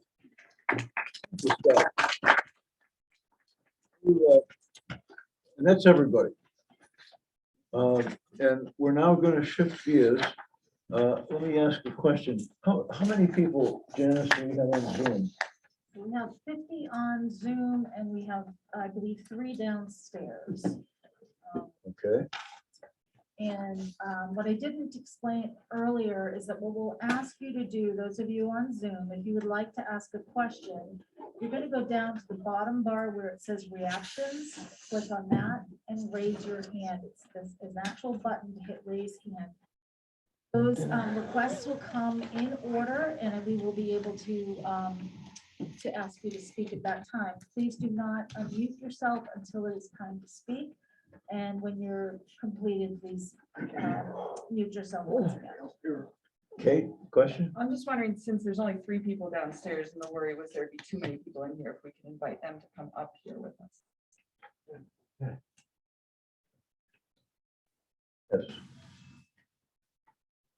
Yes. Yeah. We need somebody to get in touch with them. I can do so. Actually, so for those of you downstairs, if you would like to come up at this time, please feel free to do so. Oh, yeah, they can hear us. They can hear us, yes. And if the staff down there, if the room empties out, please come up. So we're gathering lots of raised hands, Dick. We have 5 so far. Okay, and we will, 9 o'clock, because that's what was promised before, unless we run out of questions. And if we run out of questions, we'll just run home. And the snow isn't supposed to start until 3 a.m. Maybe. Yes, let's go ahead. Started, okay, so Liz Faria, you're first. Could you please unmute yourself? I'll ask you to unmute, that should help you. Hi, can you hear me? Yes.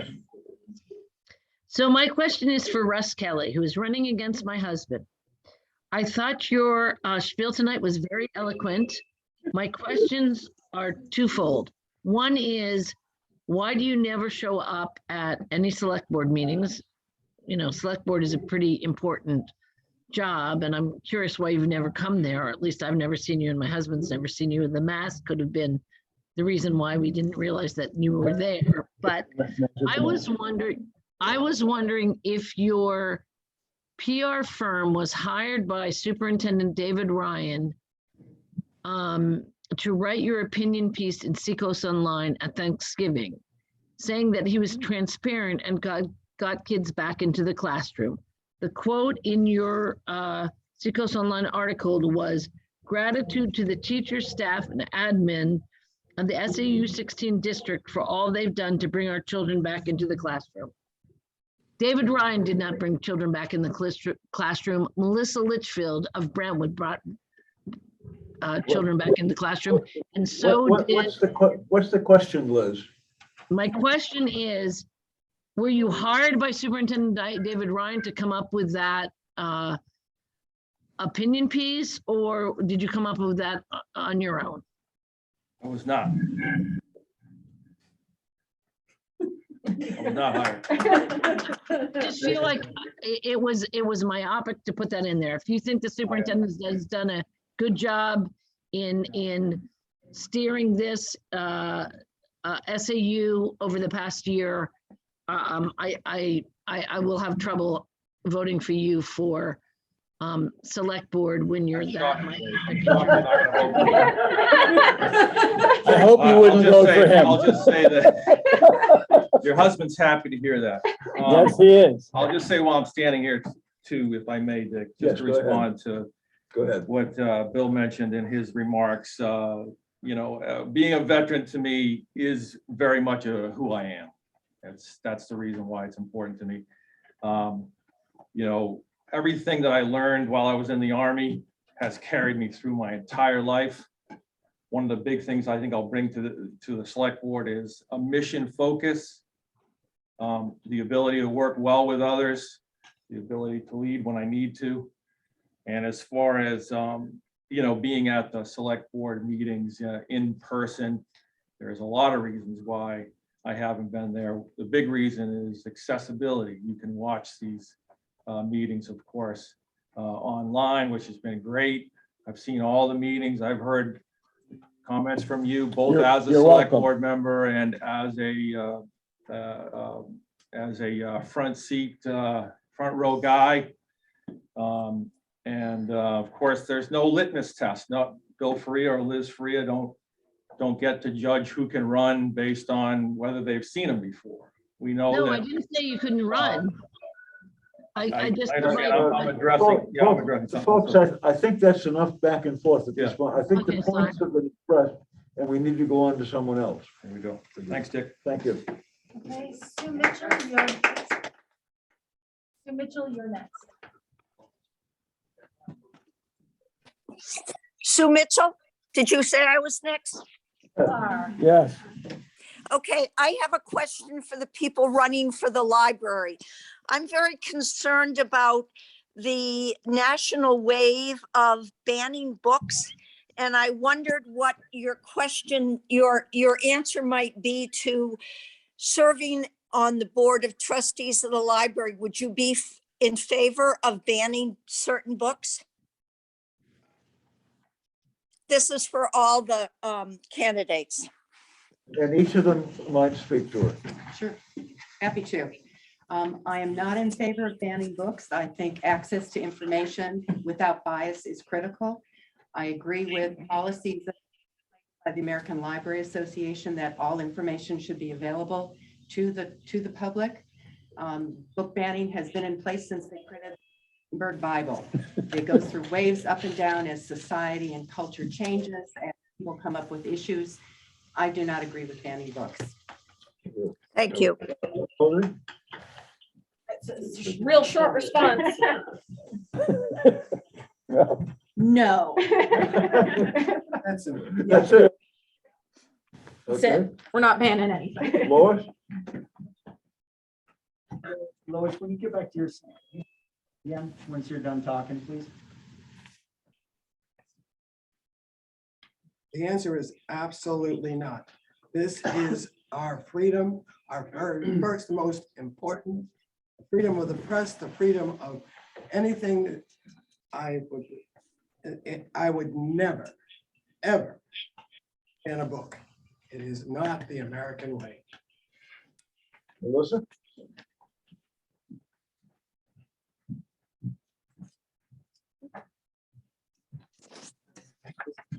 Absolutely not.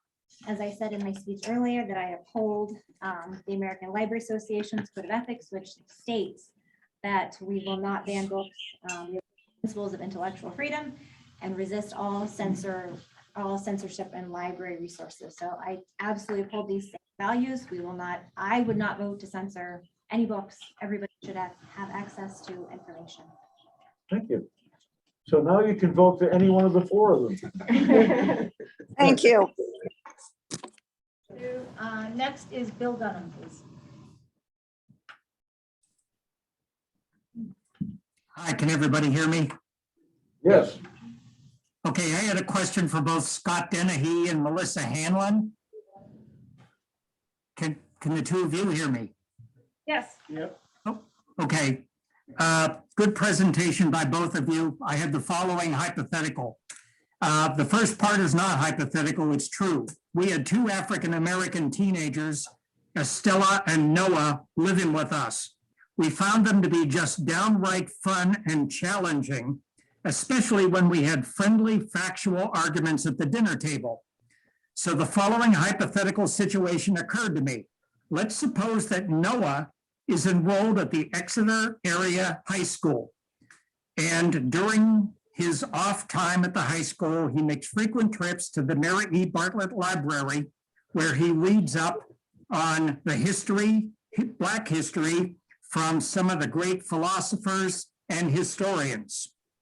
He comes back to the classroom, and one afternoon he raises his hand in Miss D'Angelo's sociology class and offers that the class should debate the thesis in Candace Owens' tutorial on, quote, how Black America can make its second escape from the Democrat plantation, unquote. As new school board members, would you support this African-American student's right to offer up this subject for debate without his fear of castigation by the school system, yes or no?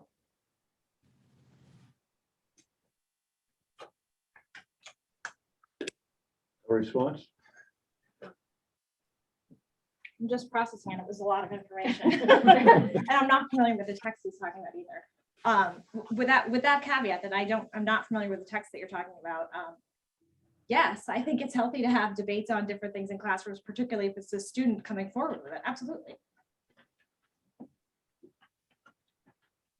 Okay, so you would support his right to speak up in class about a subject which would probably, in today's environment, not be seen in the best of light. Scott, how about you? I feel like I can't answer the question because I don't know why it's not seen in the best of light because I'm not familiar with the text. So maybe you can provide some more information on the text to us. Well, it's very, okay, here's the information is exactly how I presented it. It's an essay that was done as both written and on video, quote, how Black America can make its second escape from the Democrat plantation. Now, the key words are right there within the quote itself, I would think. And for a Black student to hold up his hand and say, okay, let's debate this, I'd like to know what the co-op board thinks about that idea. Would you support him, yes or no? Go ahead, Scott. I'm not really I don't know, I'm not really understanding the question myself either, but I guess if you're asking would I support DEIJ in the school, yes. I think it's important to have everyone, all different walks of life, everybody's viewpoint is valuable. That's what makes us Americans. We each have our own unique experiences that we bring to the table, regardless if we're Black, white, purple, a giraffe, a koala. I mean, that's what makes America great. We all come together, we all can, I mean, I may not agree with Melissa, I'm not just whatever. Lots of times we don't. We don't, but I can still have an educated conversation. We can disagree about facts, but walk away civilly, but have a discussion. I mean, I don't know, like. I'm gonna add two more thoughts. I think I would support, I like to support students on their curiosity journey, right? Oh, sorry, Bill. I like to support students on their curiosity journey, but I also don't think we should have students dictating what's discussed in the classroom. The teachers are there to teach and they're gonna decide what is appropriate in their forum. And I don't think they take ad hoc suggestions from students about how to run the class on a particular day. So I'm not really concerned that that situation would come to fruition. But I do think educators should support students on their learning journey and including indulging some curiosity in different things. And I would agree as well. I mean, as long as there is a forum led by the teacher, I think people have the right to express their opinion in a thoughtful and considerate manner. And there should be some discussion around it, whether, there are subjects that people may not want to talk about, but we should, in a Right. respectful manner. Thank you, everybody. Sorry. Let's go on to the next one. Okay, so, thank you, folks. The next person is Lori. Go ahead and unmute, please. Actually, it's Cam. I hope you guys can hear me. Yes, we can. We can. Bill, thank you for the challenging question. It was a tough question. I don't know why you didn't ask all the candidates. That is confusing to me why you wouldn't ask all the candidates that same question, but that's not my question here. My question is actually for Bruce Stevens. Bruce, in a couple of times of your introduction, you mentioned, your history with Brentwood and the rural character. In fact, I think you mentioned a few times in your speech. I'd be curious to know, how you define rural character and how you can assimilate that rural character with the expansion that you mentioned, 1,800 houses with perhaps the expansion to 1,500 more. Is that consistent with rural character? If so, how is that? Good question. Certainly, Brentwood has as great a percentage of conserved land in our town than really, I don't know, there's too many other towns in the county or in the region that have more conserved acreage. And we've done that in a number of different ways. A lot of Brentwood people or people who live in Brentwood and love Brentwood. And as my family did, we gave about 80 acres of conserved land to a permanent open space project where the land is preserved in perpetuity. The town also, going back a dozen or more years, appropriated a $2 million bond, taxpayers' money that was leveraged about fivefold by a lot of earnest working people on the Conservation Committee and the Planning Board to get federal grants, state grants, to augment the $2 million that the town raised on its own. So we've basically protected virtually probably 7/8 of the Exeter River corridor, starting at the town line in Exeter, at the Exeter Dam, and continuing all the way up through to Lindy's store here in Brentwood. So to me, rural character is that. And we cannot dissolve property rights here in town or anywhere in the state. The planning board can only administer the rules that the townspeople vote at town meeting. The planning board makes no zoning rules on its own. So we have taken into consider property rights, case law that has been determined to allow people to make use of their property if in fact they abide by all the rules set forth by the towns and the state. So Brentwood again is conserved a great chunk of land. Are we going to conserve all the land? Are we going to not allow people to make constitutional use of their property? No. I mean, if we did, the Superior Court is the final arbiter of those cases. So if we just say to a developer who's acquired property and moves forward to request the be able to make use and develop it, as our town and state laws allow, the planning board would be not working in the best interest of the town to just say, no, you can't. If we didn't have any factual information to back that up, the town would end up in court. The town would spend thousands of dollars in attorney's fees. And ultimately, what would happen according to state law is then the Superior Court judge takes the jurisdiction away from the planning board to make those decisions. The Superior Court judge makes those decisions. So I think the boards in town have traditionally looked at the law and tried to administer the law, in a best faith effort. The area is going to grow. I mean, the Seacoast is a great place to live. People will continue to come here. We can't shut the doors to growth in Brentwood any more than any town in the area. Look at, I'm sorry, maybe I didn't ask my question clearly. I was asking, how do you assimilate the rural character with the growth that you mentioned? Well, just as I said, I mean, we work to protect as much open land as we can. We also, within every development, there's large chunks. If you come to the Brentwood town office and probably online too, and you can see maps of all the conserved land in Brentwood. As they say, we have as much or more conserved land in Brentwood than any other town around. So you can see that map. You can see where those areas of conservation are. most of the developments have portions of conserved land within them. The one that will be under consideration come up for a application hearing next week in town. Will have approximately half of the land, half the total acreage of that development in permanent protection. Yeah, I'm familiar with that development, and actually, I think half of it's not developable because it is wetlands, but that's a thing. But again, my question was the future. Regardless of this development, if you're talking about increasing from 18 houses to another 1,500 houses, can you maintain the rural character through that kind of development? That's the question. We can do the best we can to protect the area within the developments. I mean, half of the developable land in any development, has to be set aside for non-residential buildings. So that's not right to say that all the land that's conservation is wetland. That's just simply not true. Yeah, that was only related to the one development. Again, just to be very specific, how can we go from 1,800 to 1,500 additional to basically double the number of houses? Is that still rural character? Board is not advocating for that. I'm just simply telling you that unless the town votes to appropriate, there's going to be a warrant article on the ballot this year for $3 million. And that will be for preservation money. So that if in fact the Conservation Commission or allied groups in town are aware of a big piece of property coming up that is certainly developable, and they'll have that money in advance to try to work with the landowner who may want to sell it to the town versus selling it to a developer.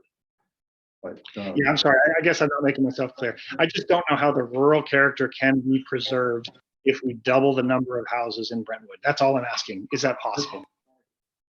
The planning board has no want to develop any more property, but the simple facts of the case are there is plenty of privately owned land in town, and through the constitutional rights that the landowners have. Maybe one of the attorneys here could espouse on that situation that people have the right to develop. I'm just saying, the planning board's not going out and looking for people to develop those 1,500 houses, but we have the land mass, the soil types in the governing zoning law to allow that. Hopefully that won't happen, but I'm just saying to you, that's why you have a planning board to try to look forward to find ways to mitigate that. That's exactly it. I hope we do have a planning board to preserve the rural character. Thank you. Bruce, before you go, the $2 million that we voted in as a warrant article, I think was back around 2002. Yes. Something like that. And as you said, it was parlayed up to about $7 million. Exactly. Almost eight. What is your Almost sense of the present $3 million going to be able to get up to? Well, that's I can't predict that. That's a decision that people in the planning board and even I have. I'm all about preservation, but we do have competing interests in town. And one of the other items, big cost items that we are facing the next few years is a new police station for $3 million. They've identified a site that's already town owned. I think what the answer for the $3 million warrant, if you want to know, is that the Conservation Commission has some ideas about how they would like to leverage that money. The way we were able to leverage the money in the past was to get grants to try and get contiguous properties that are already in conservation, for example, to expand the number of conservation acres that we have in town. And so they have an idea. But again, they're limited by the owners of the property. If they don't want to sell or put the land in conservation, there's very little that any of the town leaders can do to make that happen. So the idea is to try and have that money available in case a property comes up that we can then move on and use that money to leverage to get additional monies from federal grants or whatever. Otherwise, we're stuck. Otherwise, it's like, yeah, here's a piece of property, but we don't have any money to even approach an owner about. So that's the idea behind that warrant. Excuse me, Janice, question over there. Go ahead. Are you done with the planning board? Well, I do have two people also waiting. I was sent from downstairs up to here. Yep, that's fine. So. Go ahead. Well, my question's not for Bruce at all. I understand. Go ahead. My You'd like to sit down. my question's for Jennifer Jones on the select board. And I am curious to how she was quoted on Seacoast Online and also in another publication. And I'm curious how her views are going to affect her ability to lead or be on the select board with the division that's in the town right now. And I'm going to quote you. Sure. Don't worry, white people, it's not your fault that you are racist. The New Hampshire racist. Those aren't my words. Well, hold on. Racist, and you don't know any better. You have overly simplistic and inaccurate views on racism.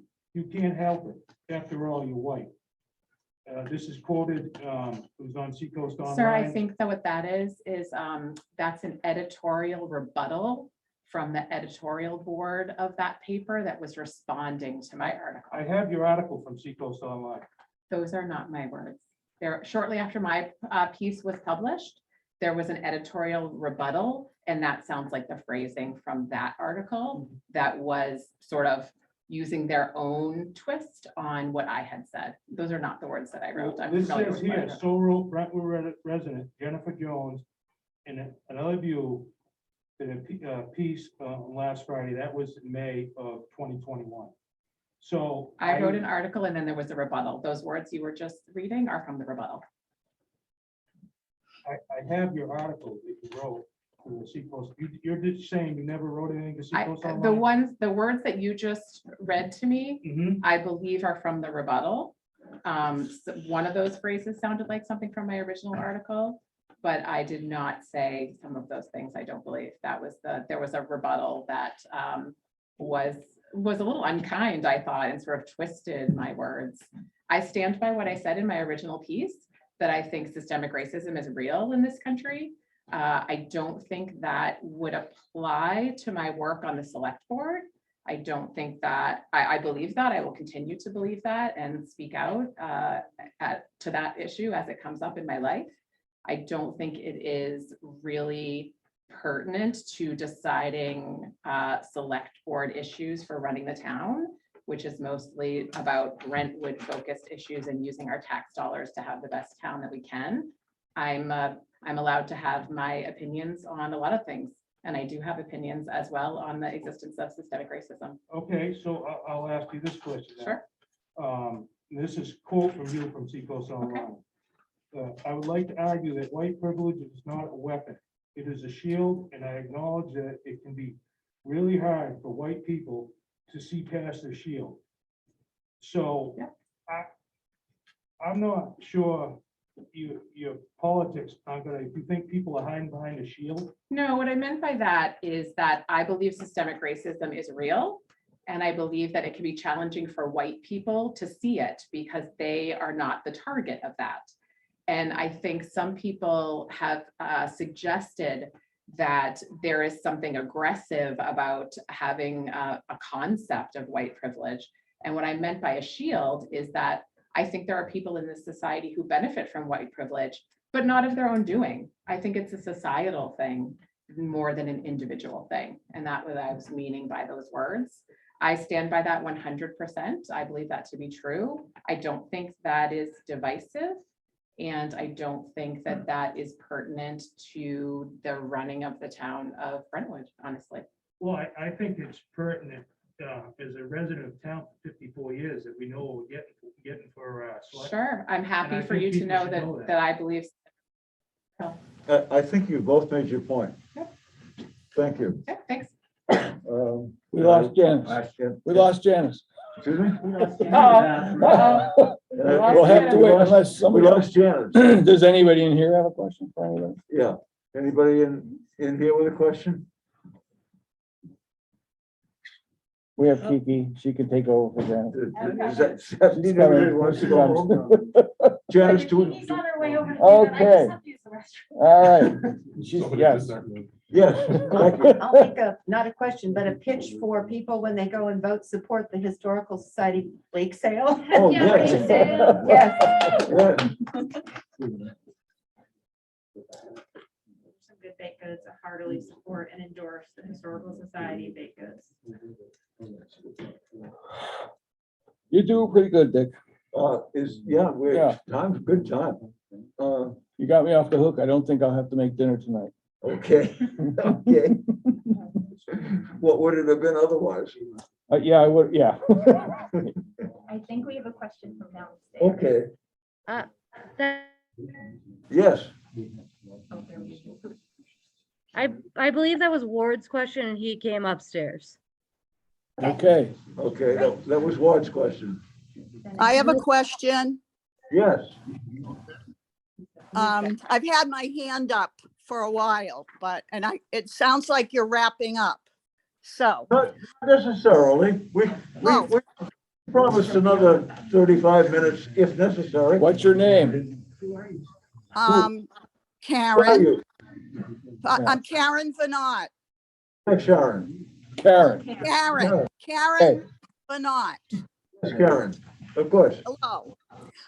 My question is for the two candidates for the 3-year term on the select board, Jen and Matt. Go ahead. And it's a 2-part question. What is your opinion of the current select board's handling of the Brentwood newsletter controversy? And if elected, what outcome would you like to see?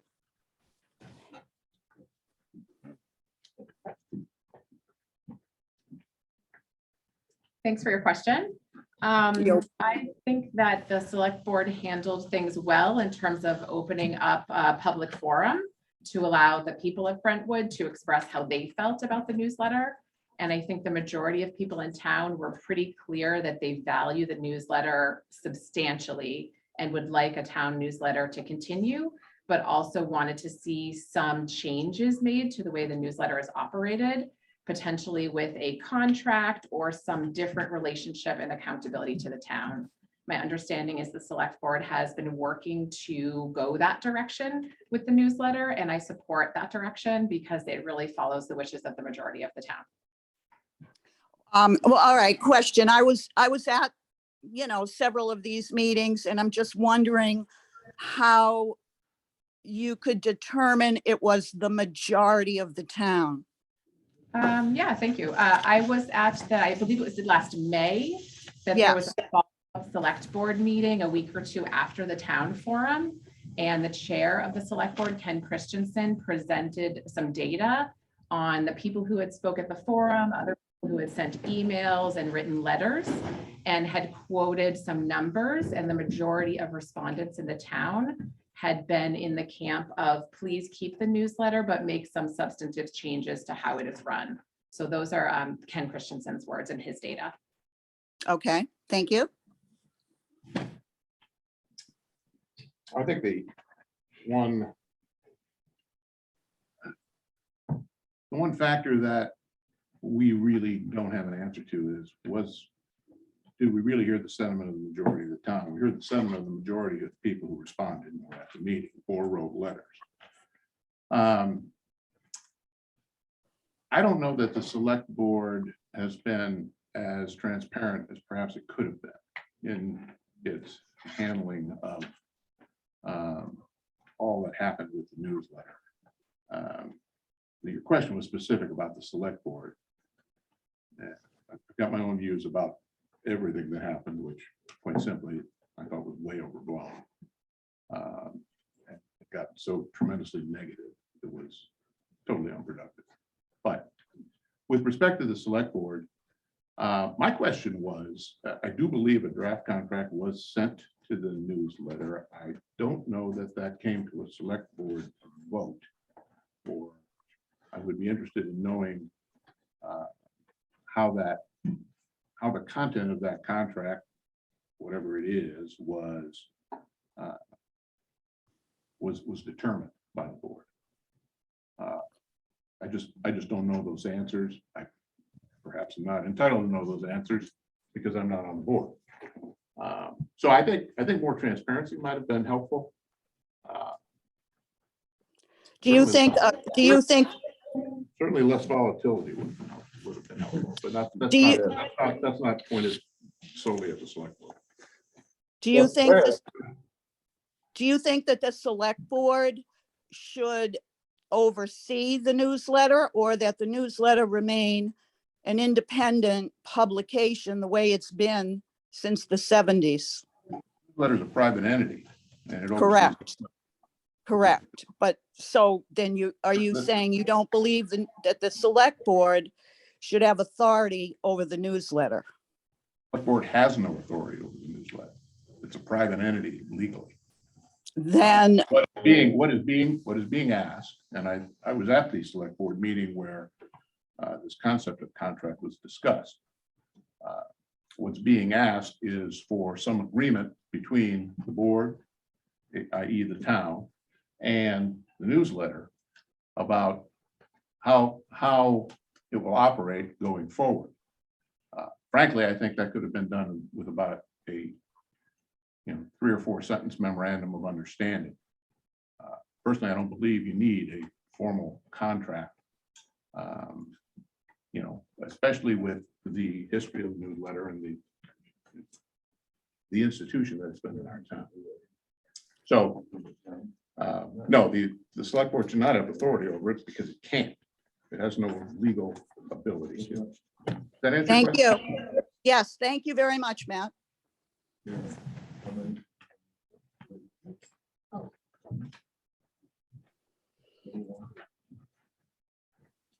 Okay, so right now I have nobody with raised hands, and I don't know if that's because you don't know how to raise your hand, or you just have nothing to say. So Time for dinner. I'll remind you, just as a quick reminder, if you need to raise your hand, go ahead to the reactions on the bottom bar, and there is a button there to raise hand. If there is nobody out there, and there are no other questions or observations here, one of the options is for everybody to go home. Yes. Yes, good. How do we vote for that? How do we vote for that? Yes, I do see a hand. Yeah. I think she was seconding your motion. Yeah, there's a question. I just wanted to clear something up. I don't know if I need to. Go right ahead. Sure.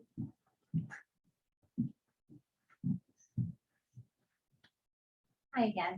I just wanted, I'll make this quick because I know everybody wants to go home. I just wanted to clear up some misinformation. I believe when Lois was talking about running for library, she mentioned that the library was, it was sad the library was closed for a while. I just want to clear up that information that seems to be spreading throughout certain areas of town. The library was open. The doors may have been locked because the staff were trying to figure out how to safely get materials to people and have people get materials while they were developing a plan. And Janice, you can correct me if I'm wrong, but they were developing a plan to make it safe for people to come into the library to get materials. That's when they came up with in-person appointments. So if you wanted to come into the library, you could make an appointment. If there were certain books that you wanted, you could email Janice directly. She would get the books for you, put them up at the curbside. So the library was never closed during that time. The staff were trying to figure out the safest way to handle a pandemic when everything was new. So I just want to clear that up because it's actually been, just let me finish please, Lois. It's actually been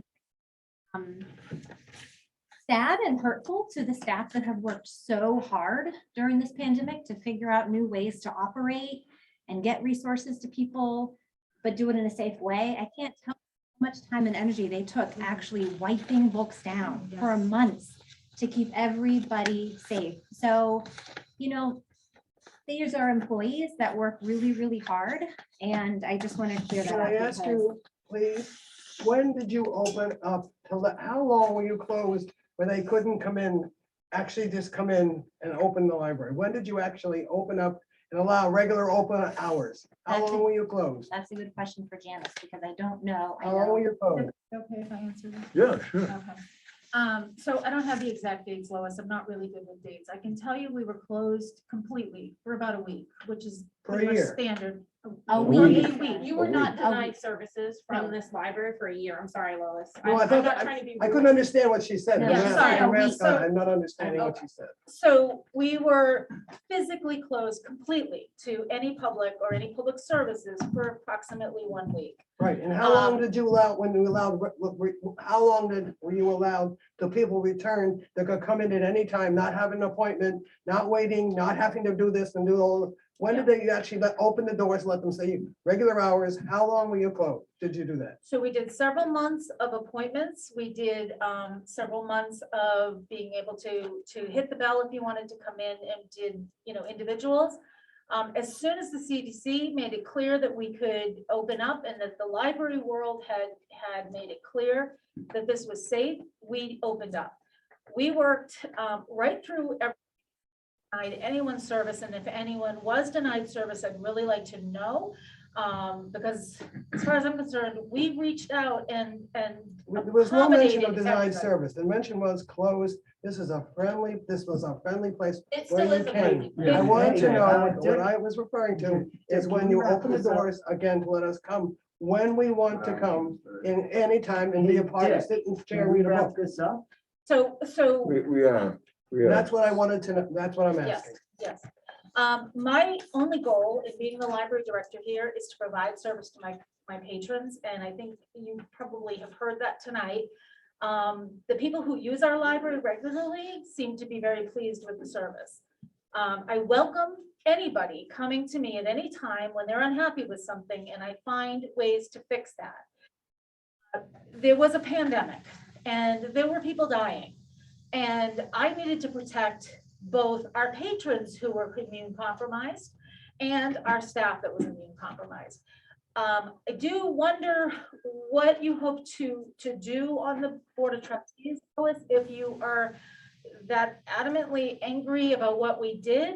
I welcome you, and I have welcomed you all the last 2 years to come to me and Of talk course. to me. What I would like to, my last sentence was, I would like to have every Brentwood resident at all times have that same experience, be able to come at any time. And if a It is pandemic saying had it's not said- occurred. I did not say anywhere did I say your service was poor. Your service is excellent. Okay. But the openness, because you were closed to the actual open for such an extended period of time, that's what made me sad. It did not make me angry. It made me sad. Yes. And that's when I stepped back up. I want to be a part of helping to get that friendly, open Brentwood. Yep. Because over this last year, it certainly shows across the board that we don't have that. And I would like to be a part of that, helping you. You do a great job. I want to be on this board to help you get this town back to what I loved that day. I'll never. We have your message, Lois. Okay. Thank you. And it's not me only, Louis, it's Oh, I know. it's the staff. And I can't tell you just how much I am probably the most sad in having to do this. The pandemic really was a very difficult thing to do, and I do apologize for having to take these mitigation steps. However, I felt at the time, and our Board of Trustees felt at the time, because you need to know, I don't make these decisions. I follow them. Our totally Board of understand that. our Board of Trustees, felt that this was the way to go. So thank you. Yes. Yeah, I just wanted to say, Steve Hamilton, that I've been using this library since you used to come through the front door way over there. Yes. Okay, before any of these additions were here, all right, when you came through. And I just, was the thing that bothered me was like, I certainly hope that none of the staff feel badly or hurt or anything, because I think they do a fantastic job. For someone who's been using this library for like 50 years. All the other women that work in here, Jess, and I just think you guys do, it's a great library. And I know uncharted territory, we all had weird things we had to adapt to and go through, but I hope the staff is not, I think they should be very proud of the job that they do on a daily basis, on a weekly basis, and how they got us through the whole mess. And I just, you Thank did a you. great job. And thank you, everybody, for coming tonight. Thanks, Dick. Are we gonna end that or? Yes, I think we're doing. Okay. Okay. I'm sorry, sir. I thought that good to end this Okay. point. Thank you, everybody. Thank you so much. Thank you, Dick. We've never met. Nice to meet you. Sounds like we have some similar philosophies in general, you know? Dick, Everybody wants the best you for need the help town. putting everything back together or no? Just get back to I don't know. and, Let me ask Janice. Ask Janice. professional Janice, are you gonna the town. need help putting everything back together? Ah.